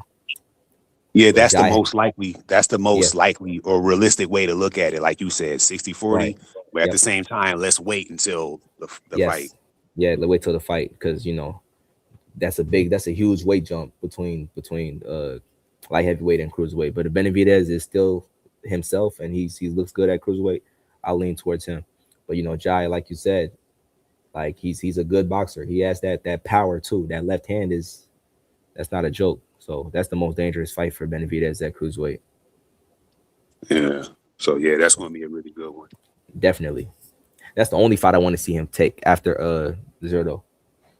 Yeah, that's what I'm saying. Yeah, exactly. I feel the same way. Like, might as well, because just stay there. He might be able to go back on the one. He might be able to do it, no problems. But it's like it might be a waste of time. Might be a waste of time. Stay here and fight Ja. It is what it is. Yep, I agree with that. Yeah. Keith Thurman and Fundora. Yeah. Let me get you that, and then I'm gonna let you go. Yeah. You like how you good for time, or you probably want to. I could do 30 more minutes if you want. All right, we can do that. All right. For sure. Keith Thurman. So yeah, what you think about that? What did I say when the fight first got announced way back then? I had Fundora winning, but I went back and I was looking at some of Fundora's fights. I think because I feel like if Keith Thurman goes in and just goes with those overhands, the overhand, which is a punch that he throws a lot and he's really good with. He could catch Fundora with something and just put him out. I think there's a chance that Keith Thurman could do that. But then again, I also feel like Fundora could just run him over because like Keith Thurman, when's the last time we really seen him like active against a good fighter, a top fighter? That's what I was saying. That's the same thing I'm saying. Like, if he shows age in this fight in Rust, he gonna lose. Thank you. And Fundora, people talk shit about Fundora. He's similar to Rolly. He's gotten better. He's improved. He's improved. Yeah. So I'm saying like he can. Like I'm kind of leaning towards Fundora, to be honest with you, because I feel like Keith Thurman. I feel like Keith Thurman, due to inactivity, he's like how some fighters it's like this. Some fighters can be inactive and still perform at a high level. And in some fighters, they have to be active to like maintain that high level performance. I feel like Keith Thurman is the fighter where he has to stay active to maintain that high level performance. I agree with you. Because when he was in his prime, he was one of the top fighters at 147. But here's the thing. He was active during that time.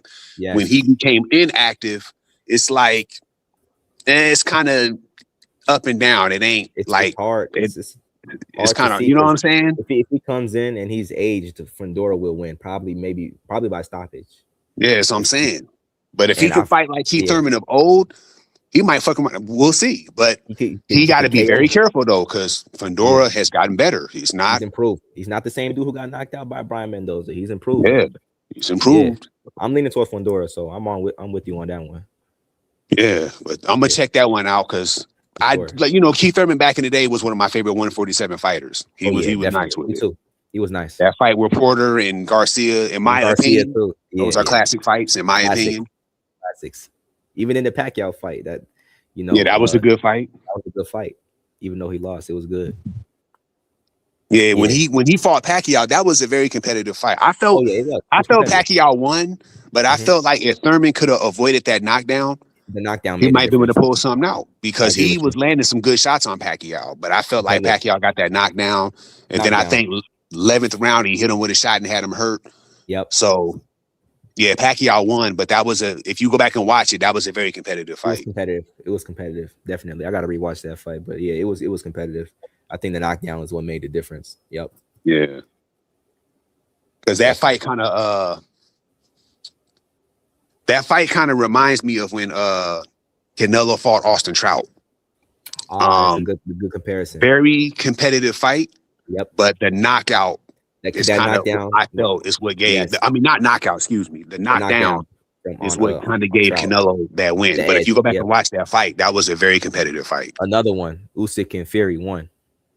That was another great fight. I thought that was both those fights were classics to me. I thought. Oh yeah, for sure. The first fight, I was, I'm a Usyk fan. I was rooting for Usyk, and the first 6 rounds, it looked like Fury was dominating him. It looked like Fury had his number, but Usyk, the stamina is the main thing. Yeah. Yes, he turned it up, and Fury couldn't handle it, and he kept getting tagged with more shots, and eventually almost got KO'd in round 9, I think. Yeah, that's that knockdown in round 9 is what made the difference. That fight could have been scored a draw, but Usyk, he just dug deeper. That's facts. Yeah, definitely. Yeah, that was a great fight because Usyk was coming forward too. Like he had everybody surprised because Fury is bigger. They thought he was going to be the guy coming forward. Usyk's coming forward. Like fuck that, I'm coming forward. Him. Yeah, at the hitting beginning with that jab. Yeah, at the beginning it looked like Fury just had it. He was landing the uppercut. He was using his jab, but Usyk didn't stop. He did not quit just because he was losing at the beginning, and Fury couldn't handle it when Usyk turned it up. In round 9, he had Fury bouncing around the ring like a pinball machine. He almost stopped him. Almost stopped him. I was like, it was damn near a stoppage. Yeah, I really thought that was going to be a stoppage right there. Like that was crazy. That was one of my favorite fights. See, Usyk is kind of like Crawford.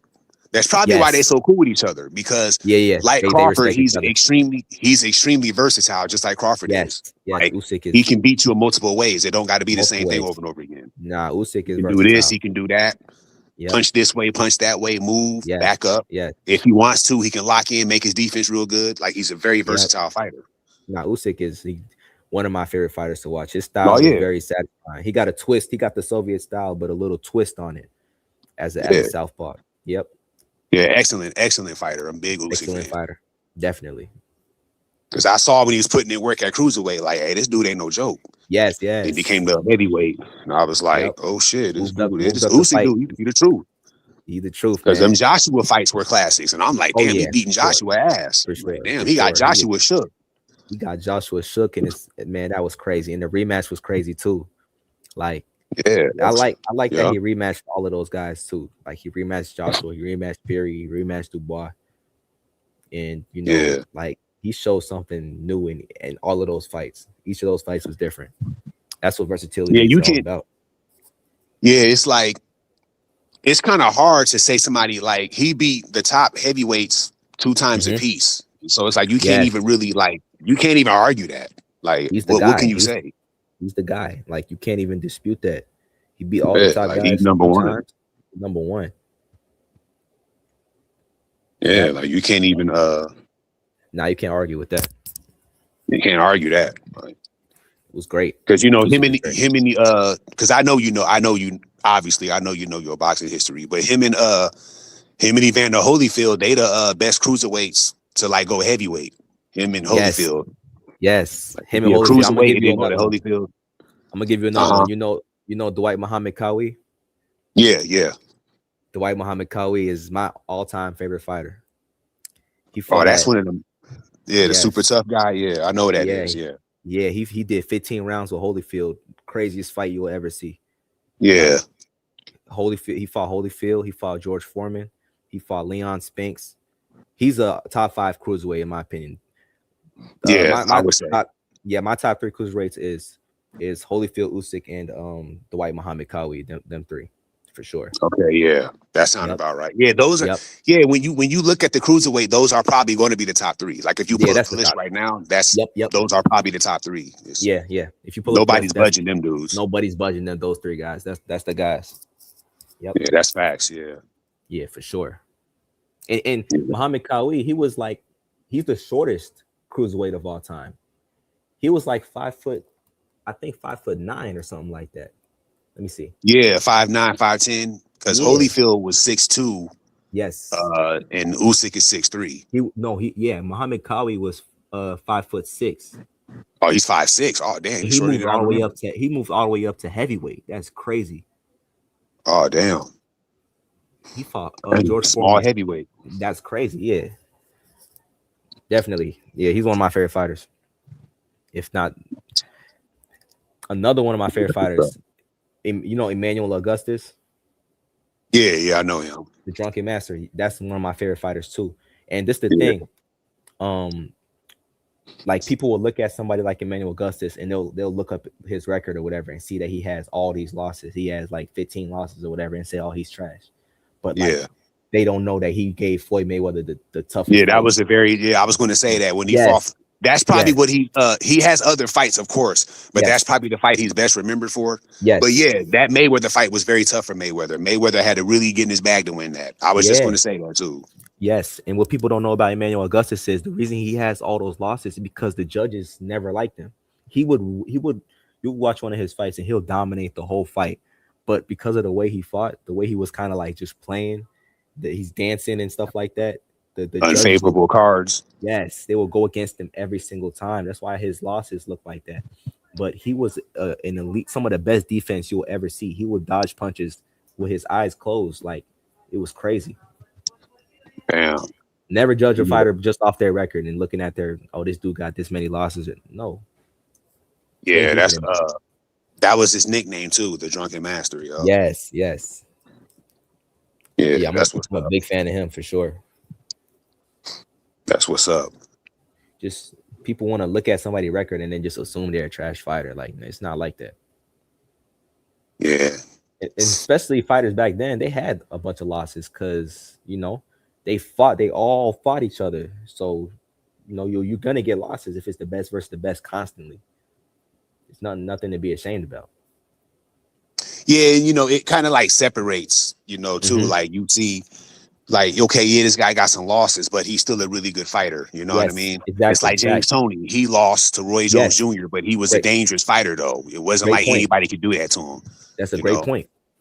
Pacquiao got losses. Pacquiao's another one. All-time great. Right. Pacquiao was lighting shit up, even though he took some L's. Exactly. And also, it's just a flip of the coin as well. Like you say that you can't just look at somebody and dismiss them because they have losses.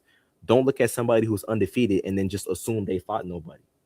Because you look at IBFP, he just dropped the video. I didn't watch it, but it's like how guys stay undefeated or whatever. How undefeated fighters stay undefeated. And it's a picture of Floyd and a picture of Crawford or whatever. And it's like people will look at somebody like Floyd and say, oh, well, he's undefeated just because he fought nobody or he fought guys at the right time. No, he's undefeated because he's really that good. Yeah, that's pretty much like I said, man, it's all cap. That's how he gets his audience. But like Floyd Mayweather, take him for an example. He's undefeated because, like you said, he was that good. He literally couldn't be beat. He was that good. Look at Floyd Mayweather's resume. He fought everybody. Exactly. He did. He beat the most champions in boxing history. Correct. 23 champions. I didn't know that for sure. I double checked, but yeah, in boxing history, he's beat the most world champions. Literally. And so you can't say his resume is trash. He beat world champions. And then you look at the names, he literally fought the top fighters. Yes. The only fighter that he didn't fight during that time, that would have been he didn't fight Tim Tszú's dad. But that's just one guy though. But he literally fought everybody else. Kata Tszú, that's the only guy you can look at him, and maybe Winky Wright. And that's the only guys you can look at. That's it, Floyd didn't fight him or whatever. But he fought the dude who knocked out Kata Tszú. Exactly. What's his name? Ricky Hatton. So, that's the only guys you can look at. But with considering his resume, you can't even be too mad at that because he beat all these guys. Yeah, he beat all those champions and he beat the guys he was fighting were the best guys in the weight classes. So Thank but he was that good.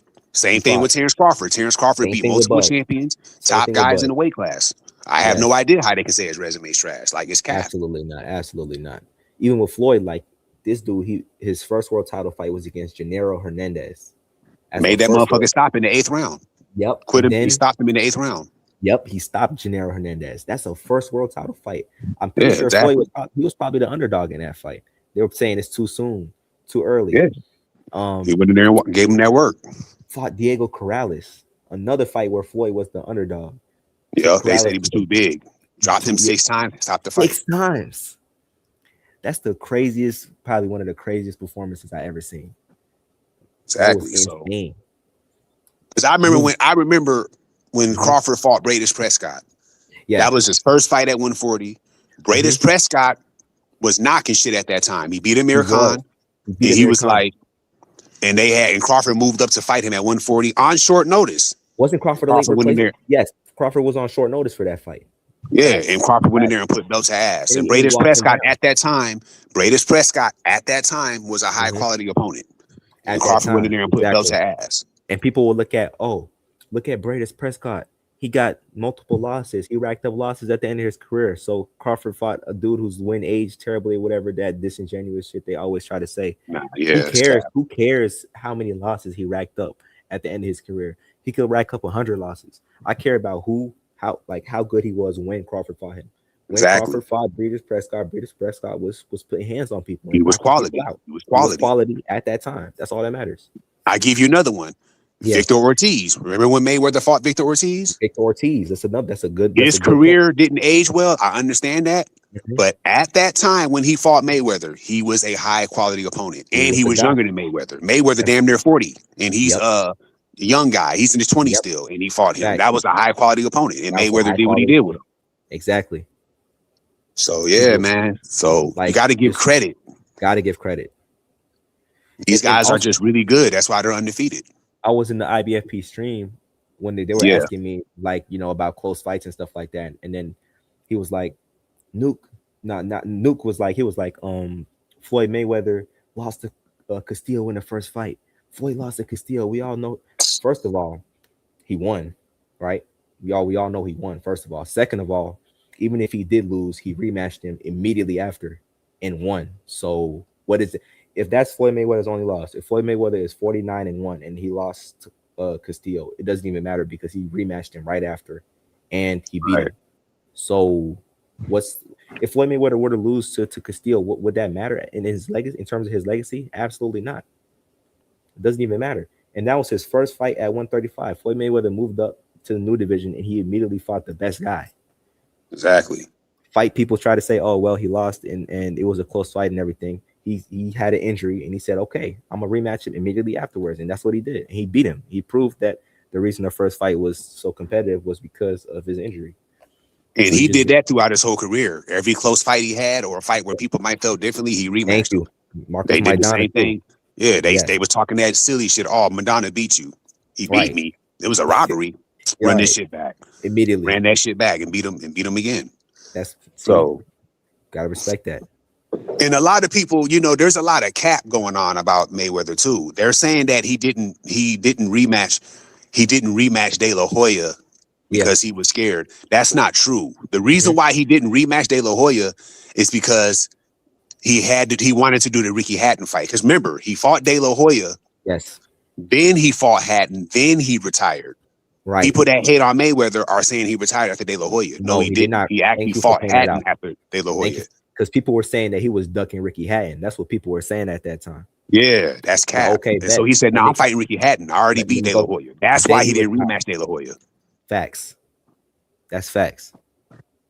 Yeah, and then I got into I think it was on their panel. They were saying he ducked De La Hoya. No, he didn't. He retired after he fought Ricky Hatton. Not De La Hoya. He beat De La Hoya. Then fought Hatton. And then it was long overdue to fight Ricky Hatton, and he said, I'm gonna fight Ricky Hatton. He retired after he fought Ricky Hatton. Yep. So they got that wrong, but they don't but that's how I go though. When people don't like a fighter, they'll just make up shit. The shit don't even be true, but they'll just run with it because they don't like the guy. That's what that was. you know, how do I know all this stuff about Floyd Mayweather's early career? I wasn't even born when this stuff happened. Right. I was born I was born in 2004. I know more about Floyd Mayweather's early career than people who were there watching at the same time. Nah, Exactly. they just push narratives. They playing dumb. That's all it is. Because I remember just laughing when they said that. Like, nigga, he didn't retire after he fought De La Hoya. He actually fought again. He fought De La Hoya in May 2007. Yep. Then he fought Hatton in December 2007. He Exactly. retired after that. They're Very saying he fast. retired after De La Hoya because he didn't want to rematch him. The fuck? That's not Ridiculous. even true. They just making stuff up. Making like, shit crazy as hell. Come on, bro. And then you know people were saying Floyd was ducking Ricky Hatton, and why don't you Brian Kenny on the interview? Why don't you go fight Hatton? You got to go fight Hatton. Okay, he went and he fought Ricky Hatton. He fought him, yeah. Exactly. What are you talking about? All those dudes who they said that he was ducking, that you ducking Shane Mosley, you ducking this dude Cotto, blah blah blah. He eventually fought all of them. Exactly, he fought him literally and beat him. So it's beat him. But when you're a winner, man, there's going to be a crowd of people that's going to hate. When you win, haters going to come out. That's how it go. And they always act like they weren't picking him to lose before the fight. Like I remember even with Canelo, I was young at the time, but when Canelo fought Floyd Mayweather, there was a lot of people saying that Canelo's the one. He's going to be the dude to beat Floyd. He's younger. Floyd's over the hill, blah, blah, blah. Floyd beats him all 12 rounds. Now all of a sudden, Canelo's too young. Yeah, he's too young. He's just a little kid. Like, he's not a champion already. Like, Floyd didn't ask him to fight Austin Trout first before fighting him so he can have the experience of being in the ring with a champion at first. Exactly. Yeah. That's what I'm saying, man. That's just how it go, man. Them haters come out because it's like Canelo was ready for Mayweather. I don't care what nobody. I don't care who want to get mad. It's the truth. He was ready, bro. That man had over 40 professional fights. He was a champion. He was wrecking shit. He was good. He was actually better back then than he is now because back then he was more dynamic and versatile. Great point. He was ready for Mayweather, bro. He just cannot beat Mayweather due to the fact that Mayweather was just better. 100%. That's all it is. It wasn't because he was young, all that stupid shit. No, he was ready for that fight. He just lost to a better fighter. It's that simple. And then they try to, that's one of the wins, they try to dismiss that on Floyd Mayweather's career. They'll look at Canelo and they'll try to act like that fight didn't happen or it doesn't matter. No, it matters. Was a top champion at that time. That when he fought Floyd, he was ready. He had almost the same amount of fights as Floyd. He was a champion. Exactly. I'm not trying to hear none of that. Like, for real. He was in his physical prime, 23 years old. Come on now. Yes. They talking about he's young. Yeah, he's way younger than Floyd. If anybody was at a disadvantage, it's Floyd. Floyd, I believe was 36 when they fought. Yeah, so pushing 40. Fighting a young dude in a boxing match. If that was a prime Floyd versus a prime Canelo, Floyd will stop him. Exactly. Floyd who fought Corrales and Arturo Gatti, that guy. Floyd with the waves, when he had the waves haircut. Yeah, exactly. Yeah, he would have stopped. He probably would have stopped Canelo. He would stop Canelo. Pretty Boy Floyd would knock Canelo down 10 times, and they'd have to. Eddie Reynoso would jump in the ring and wave the red flag, man. Like, come on. Right. But it is what it is. Yeah, but that's cap right there. I'm always willing to argue that. No matter what, if I ever go on another panel and people say that, I'm always willing to argue that because that's just cap, bro. I understand you like Canelo. That's fine, but don't lie for the guy. He was ready for that fight. He just got beat by a better fighter. He was ready. It's that simple. The same way you say, the same way people say Canelo wasn't ready for Floyd, you could say that Munguia wasn't ready for Canelo, because I'm pretty sure Munguia had around the same amount of fights as Canelo did when he was fighting Floyd. Then when Canelo was fighting Munguia probably had like 40-something fights. Yeah, like they didn't say Munguia wasn't. Let me see. Let me check Munguia real quick. He had 43 fights when he fought Canelo. Pretty much the same thing. Yeah. So and it's you not didn't hear that with him. Yeah, exactly. Nope, of course not. That's just an excuse, bro. Because before the fight, I know they were saying Canelo was gonna, beat Floyd. He's gonna be the first one to beat Floyd. Yeah, exactly.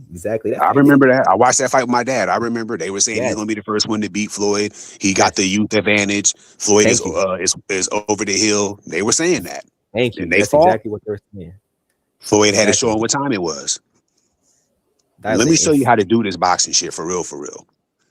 And then he got shown. 12 rounds, all in the bank. That was, with the whole thing with, Canelo was inexperienced. He was inexperienced. Let's put aside him having 40 fights. There's guys who had less experience than Canelo who did better against Floyd than Canelo. That's facts. Mike Donna had less fights than Canelo, when he put up a better fight. That's facts. Thank you. Exactly. So I'm not even trying to hear that. Canelo had more fights than most of the dudes who fought Floyd Mayweather. He had more fights than Cotto, more fights than Zab Judah, all these dudes. So I don't want to hear it. That's caps. Just like we just saw Madrimov do better against Crawford than Canelo did. That's a good point. And obviously, Madrimov got way less fights than Canelo, obviously. Yeah. And the thing with that Madrimov fight, they want to say Crawford went life and death against Madrimov. And that shit just make me laugh every time. Because Crawford did not get hurt, dropped, or even step back not one time in that fight. Madrimov landed, Madrimov did his thing. He landed some right hands. I saw that, but it wasn't like he had Crawford shook for real. Nah. He made it competitive. He landed some right hands, but there was no point in that fight where Crawford looked like he was in trouble, like he was about to go down or not. So why are they saying like, oh, Crawford went life and death? But if you ask them, did Virgil Ortiz go life and death with Boachuk? They argue. All of a sudden it's crickets now. Yeah. But there's people that I know that feel he lost that fight. I feel that Boachuk won that fight. Yeah, I know people that feel that way. Yeah, so it's a lot of people who felt that Boachuk won, and no rematch materialized from that. But like, Virgil got dropped 2 times, bro. I remember watching that fight live. I'm like, bro. Yeah, I watched that. I remember that fight. Yeah. Yeah, I'm like, Boachuk is doing this thing. I did not expect him to do that. I didn't either. Yeah, that was surprising to me. But I remember that's the first time I ever talked to Nuke IBFP. That's the first time I ever talked to him. Is after the Virgil Ortiz and Boachuk fight. Because I know Virgil was his guy. I'm like, okay, so is he gonna go up there and say Virgil Ortiz is a hype job or Virgil Ortiz went life and death? I went on the panel and he was like, Virgil Ortiz is a monster. Virgil Ortiz is a beast. He survived 2 knockdowns. But then just earlier you were saying Crawford went life and death with Madrimov. Yeah. So which one is it? Crawford went life and death. Keeping it real. He's keeping the same energy. Crawford went life and death with Madrimov, but Virgil Ortiz looked like a monster against Boachuk. What are we talking about? Yeah, that's crazy. It's crazy. Dudes get out here and say whatever. Just saying anything. Like the completely different standards for different fighters. Like shit crazy. Imagine Crawford never been dropped in his. Imagine Terrence Crawford got dropped 2 times in a fight. And struggled to a close victory. What would they be saying? You never hear the end of it. You would never hear the end of it. They'd be like, Crawford is a hype job. He got exposed to this and that. Like, come on. Yeah. Crazy. That's wild. And I like Virgil, despite my profile pick, I actually do like Virgil Ortiz and everything. But, the way they were, that's the main thing that got me started on YouTube and everything. I just saw the way that they were glazing Virgil Ortiz and talking down on Terrence Crawford. It never made sense to me. It don't make sense. I like I said, most like 90. I give a little credit. Some things I heard. I'm talking about other people, not IBFP. Yeah. Something that's okay. Like the people that criticize Tank for not fighting certain guy. That's fair. Yeah, that's fair. Most of this shit don't be making sense to me. That's kind of what got me on it because I'm a boxing fan. Yes. At first, I was doing other type of content, but let me get into this boxing shit. And it was inspired by wanting to respond to all the ridiculous stuff people were saying. Yes, you know what I mean? Too. I'm like, why is everybody saying this stupid shit, bro? Let me get into this, bro. I know boxing. Let me get on this. That I got on as well. I'm like, bro, the amount of hate Terrence Crawford is getting is just, I never got it. It was so ridiculous. Yeah. Because I told you this last week, but one of the things that bothered me was why the fuck is Virgil getting credit for beating Mean Machine, but not Crawford? When Crawford, in my opinion, beat him better than in my personal opinion. I like the way Crawford, me personally, I like the way Crawford beat Mean Machine better than Virgil did. Me personally. I agree with you. But why is everybody saying why are they shitting on Crawford beating him, but not Virgil? That was one of the talking points that made me say, man, let me jump on one of these panels. I'm gonna be honest with you. That's a great, for me, the main one was the Boachuk one, because I looked at how they view Crawford and Madrimov and then how they view Boachuk and Ortiz. That's what made me get into it. I'm like, bro, the way they're going for crazy for Ortiz makes no sense. Like this fight, if you're gonna say Crawford went life and death for Madrimov, then you basically got to say Virgil Ortiz got killed against Boachuk. Because exactly, not keeping that same energy. Yeah, they like to say that, but they don't keep the same energy. Yes. They don't keep it. They don't keep the same energy, bro. It'd be so obvious too. They don't even try to hide it anymore. It's like, come on, bro. There's a lot of capping in that, man. It's hard. Like I said, them cappers, Bro. They don't even try to hide it. It's like it's just crazy, bro. The main one for me too recently was the whole Crawford retirement thing. All these people, that bothered me. That I ain't gonna lie. I know we on the internet and probably shouldn't care like that, but I ain't gonna lie. That bothered me. I ain't gonna cap, bro. It bothered me too because I've never seen this many people get mad about a boxer retiring. Exactly. Especially a 38-year-old. A 38-year-old boxer who's been boxing for 30 years, 42 fights. And then it's like, bro, he just had the biggest win that any boxer can have. And there's nothing he can do. I told you this last week. There's nothing he can do better than that, beating Canelo. Left. Any other fight is going to be a step down. There's nothing left. Exactly. It's over with. It's done. But that's what I'm saying. Now, all of a sudden, the guys who hated Crawford the most, all of a sudden are his biggest fans and want to see him fight 10 more times. And they upset. We're not buying it. We're not buying it. We know why they're It's all fake. They just want to see him lose. It's fake. They just want to see him lose. Thank you. But that makes you a hater, though. So if you're a hater and you're a bona fide hater like that, you can't be respected. I'm sorry. If you're a hater and you're like a real hater like that, you want to see a guy lose. Only reason why you want to see him fight because you want to see him lose. That's hater shit. If you're a hater like that, you can't be respected. I'm just gonna keep it real with you. Can't nobody respect that. They are pure haters. They just want to see him lose. It's that simple. Exactly. And the fact that he's retired with that perfect career and perfect legacy, they know that chance is gone. That's why they're getting upset. But no normal boxing fan is upset at somebody retiring. I don't know how you could be. Even me. Because I like what you just said. I like what you just said. Yeah. All these guys are saying they want to see Crawford fight all of us again, and they want to see him keep fighting. But they weren't even fans like that in the beginning. You picked Canelo to beat him, and you wanted Canelo to win. Now you're interested in seeing Crawford fight again. Now all of a sudden you want to see him fight 10 more times. No, we're not buying that shit. And the thing is, like, even with me, like with Lomachenko, when after he beat Kambosos, he could have fought Tank or Shakur. I really wanted those fights to happen. Like I really wanted Loma versus Shakur or Loma versus Tank. But Loma, he decided to retire. But I didn't get mad about him retiring. It's his career. He didn't bother me at all. Why would that bother me as a boxing fan? I wanted to see the fight happen. It's kind of disappointing, but there's no reason to get mad and get upset about it. And they'll get mad at Crawford and say, oh, well, he's 38, but he doesn't have that much mileage with 42 fights. But look at Lomachenko. He retired. He was 36? He had 21 fights. Yeah. He had multiple fights available to go undisputed, and he didn't do it. He retired, but they're not mad at him.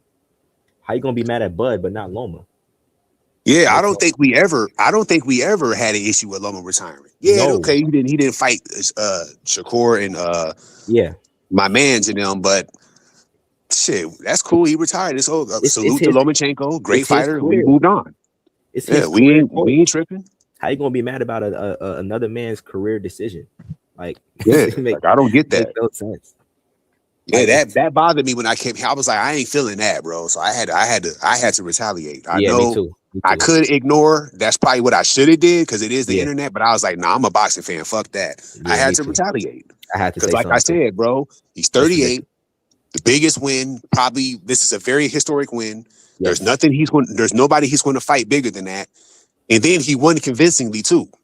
There might be a small argument if it was like a close fight. But this was a very convincing win for Crawford. There's no question who won. There's nothing. You can lie all you want, nigga. Crawford got that. So it's like there's nothing else to do, bro. Like right off into the sunset, you got paid, you got all the belts. You're all, and then again, here's where Canelo fans fuck up at. Yeah. No matter how mad y'all get or how much it bothers y'all that Crawford beat him, there's nothing you can do or say or wish for that's going to take away the actual fact that Canelo lost to Crawford. Thank you. That's never going to go away. It'll be 100 years from now. It's still going to be in the history books. Oh, Crawford beat Canelo, and there's nothing you can do about it. So you can talk shit, IBFP making them dumbass videos. You can do that shit all year. It can be January of next year. He's still making those videos. He can do that as much as he wants. It's not going to change the fact that Crawford beat Canelo. And there's nothing you can do about that shit. You could say whatever you want to say about Crawford. You can make a million videos. You can talk trash, call him this and call him that. At the end of the day, The man beat who you said he couldn't beat, who you said was going to KO him. He beat him. He had a historic win. He has a perfect record. He has a legacy that nobody will be able to match. And he's retired. And you guys can cry and be delusional, but at the end of the day, like you said, the boxing historians, the analysts, the writers throughout history, 100 years from now, Crawford is gonna be one of the best fighters, one of the greatest fighters of all time, over Canelo for sure. And there's nothing, you got to cope with that reality. If you can't, it is what it is, bro. But that's they can't live with it, That's facts. 1,000%, million% facts. Facts. People can get mad. It is what it is. Like I said, that's the reality, and you can't change reality. Yep. But getting mad at somebody retiring is crazy, bro. Like, you just exposing yourself as a hater at that point. Exactly. Straight hate. No real Bud fan is even wanting to see him fight. Like, who is left to fight? Who's next for Crawford after moving up to 168 and beating Canelo? Who do people want to see? That's realistic. Like, come on. That's facts. Now he got to fight Usyk and Jaya and all these guys. What? Just all this unrealistic, right? Unrealistic stuff. Yeah, come on. Exactly. Bro, come on. You already broke the ceiling. That's it. Just retire. It's over with, bro. Yeah. And on that, yeah. No, go ahead. You was gonna say something. I was gonna say that when Shakur or Keyshawn or Devin or whoever, when they rise to the same position that Crawford, they're gonna be viewed and criticized the exact same way. Same shit. That's facts. Yep. Shakur looks like he's headed down that path where he's going to be that OG fighter that's still beating everybody. Yeah, still the champion, still undefeated. Yeah, he's on that path, and he already getting the hate already. Exactly. Yeah. So, yeah, man, boxing's in a sad state, man. Need guys like us to come clean this shit up. Yeah, these fanboys all over the sport, man. When it comes to the YTBC, the internet YouTube boxing community, it's in a really bad place, man. Some really strange people that talk about boxing, man. Need guys like us to come in and clean this shit up. That's why we're here. Up, bro. I'm gonna start making some videos again too. Like, I thought I could retire after Terrence Crawford beat Canelo. I thought it was done. I don't even need to talk about boxing anymore because Crawford he solved the equation. But Canelo fans, like we said, they disappeared. They went extinct for like 2 months. Then they rise from the dead again. They're like roaches. You might spray them and then they run off, but they're still alive somewhere. Exactly. So Canelo, you got these Canelo fanboys and all these just overall boxing fanboys. They're not fans of boxing. Like, right, just exactly. That's all facts, bro. Everything you be saying is facts. I ain't heard nothing you said that was cap. Everything you saying is facts, and that's why we having such a productive conversation. Like, you haven't heard any yelling or screaming or we don't do that. We just talking boxing, bro. Yeah, we talk, like I said, on this panel, it's just straight boxing talk. Ain't no trolling. Ain't nobody calling nobody out their name. We don't even want to do shit like that. We just want to talk boxing and keep it moving. Even with I don't even want to do that. That's not even interesting to me. Like, I don't even want to do that. With the last debate I did on their platform with Real Talk, I was like, I DM'd Nuke himself and I said, I'm like, listen, I'm not even in the mood. We were debating Tank is one dimensional. I can end this debate in 30 seconds.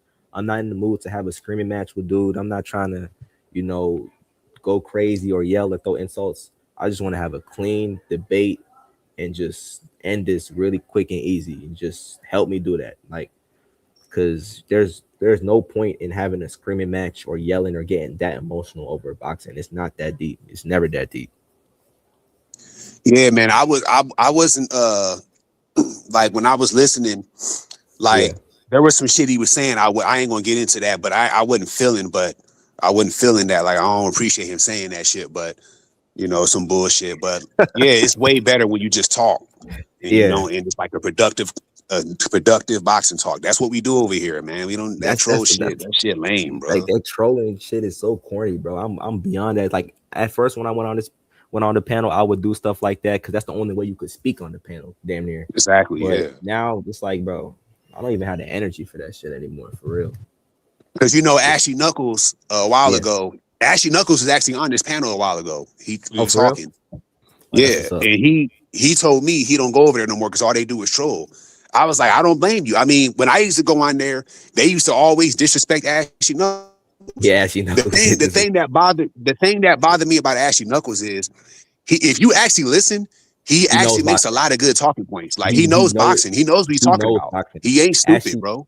Really, that's why I'm like, why boxing. the fuck they troll this nigga? He actually saying factual shit. The ones who know the most on the panel get trolled the most. Truth be told. Yeah, Ashley, that's what I don't like that.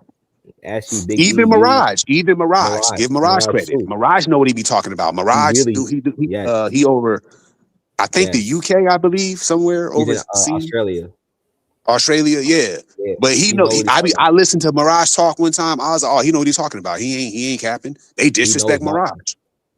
Yeah, they disrespect anybody who talk, say something negative or against Canelo or supports Benavidez or Tank or Crawford or whoever fighter they dislike. But you know how it is. Yeah, because if anybody should have been getting disrespected, it should have been Park Streets when he said Canelo got a better jab than Crawford, because that shows a complete lack of just complete not knowing of boxing. Just not knowing. I never let him slide on that. Like every time he tried to say something, I'm gonna say, you the same dude who said Canelo got a better jab than Crawford. Don't think that's something small. You just said something that shows you have no understanding of what you're seeing in the ring. So, exactly. Yeah. That's who should have got trolled. They should have been calling him name. They let him slide. That disappointed me. Like, diss him. Don't diss me. Diss him. They want to diss me. Exactly. They rather diss me and shit instead of let him slide. If they diss you, then you know what you're talking about. That's just a confirmation that you know what you talk about and you're on the right track. That shit is crazy. Because if you meet Ryan Benavidez, Canelo, if you meet Ryan Canelo or talk trash about Crawford, they're not gonna diss you. They're gonna act like you know what you're talking about. So yeah, that shit is crazy, man. Facts, man. All right, man. I guess we can end it here, man. Yeah, for sure, man. Said, as always, man. Appreciate you coming on here, man. You got to keep coming back, man. You pulling up again? Every week we can do it, man. Appreciate it. It's a hell of a conversations we'll be having for sure. Yeah, I'm loving these, man. For sure, man. But yeah, I'm gonna get with you on the next one, man. Stay solid, man. Stay smooth. All right, bet, man. Stay safe. All right, yup. For sure. All right.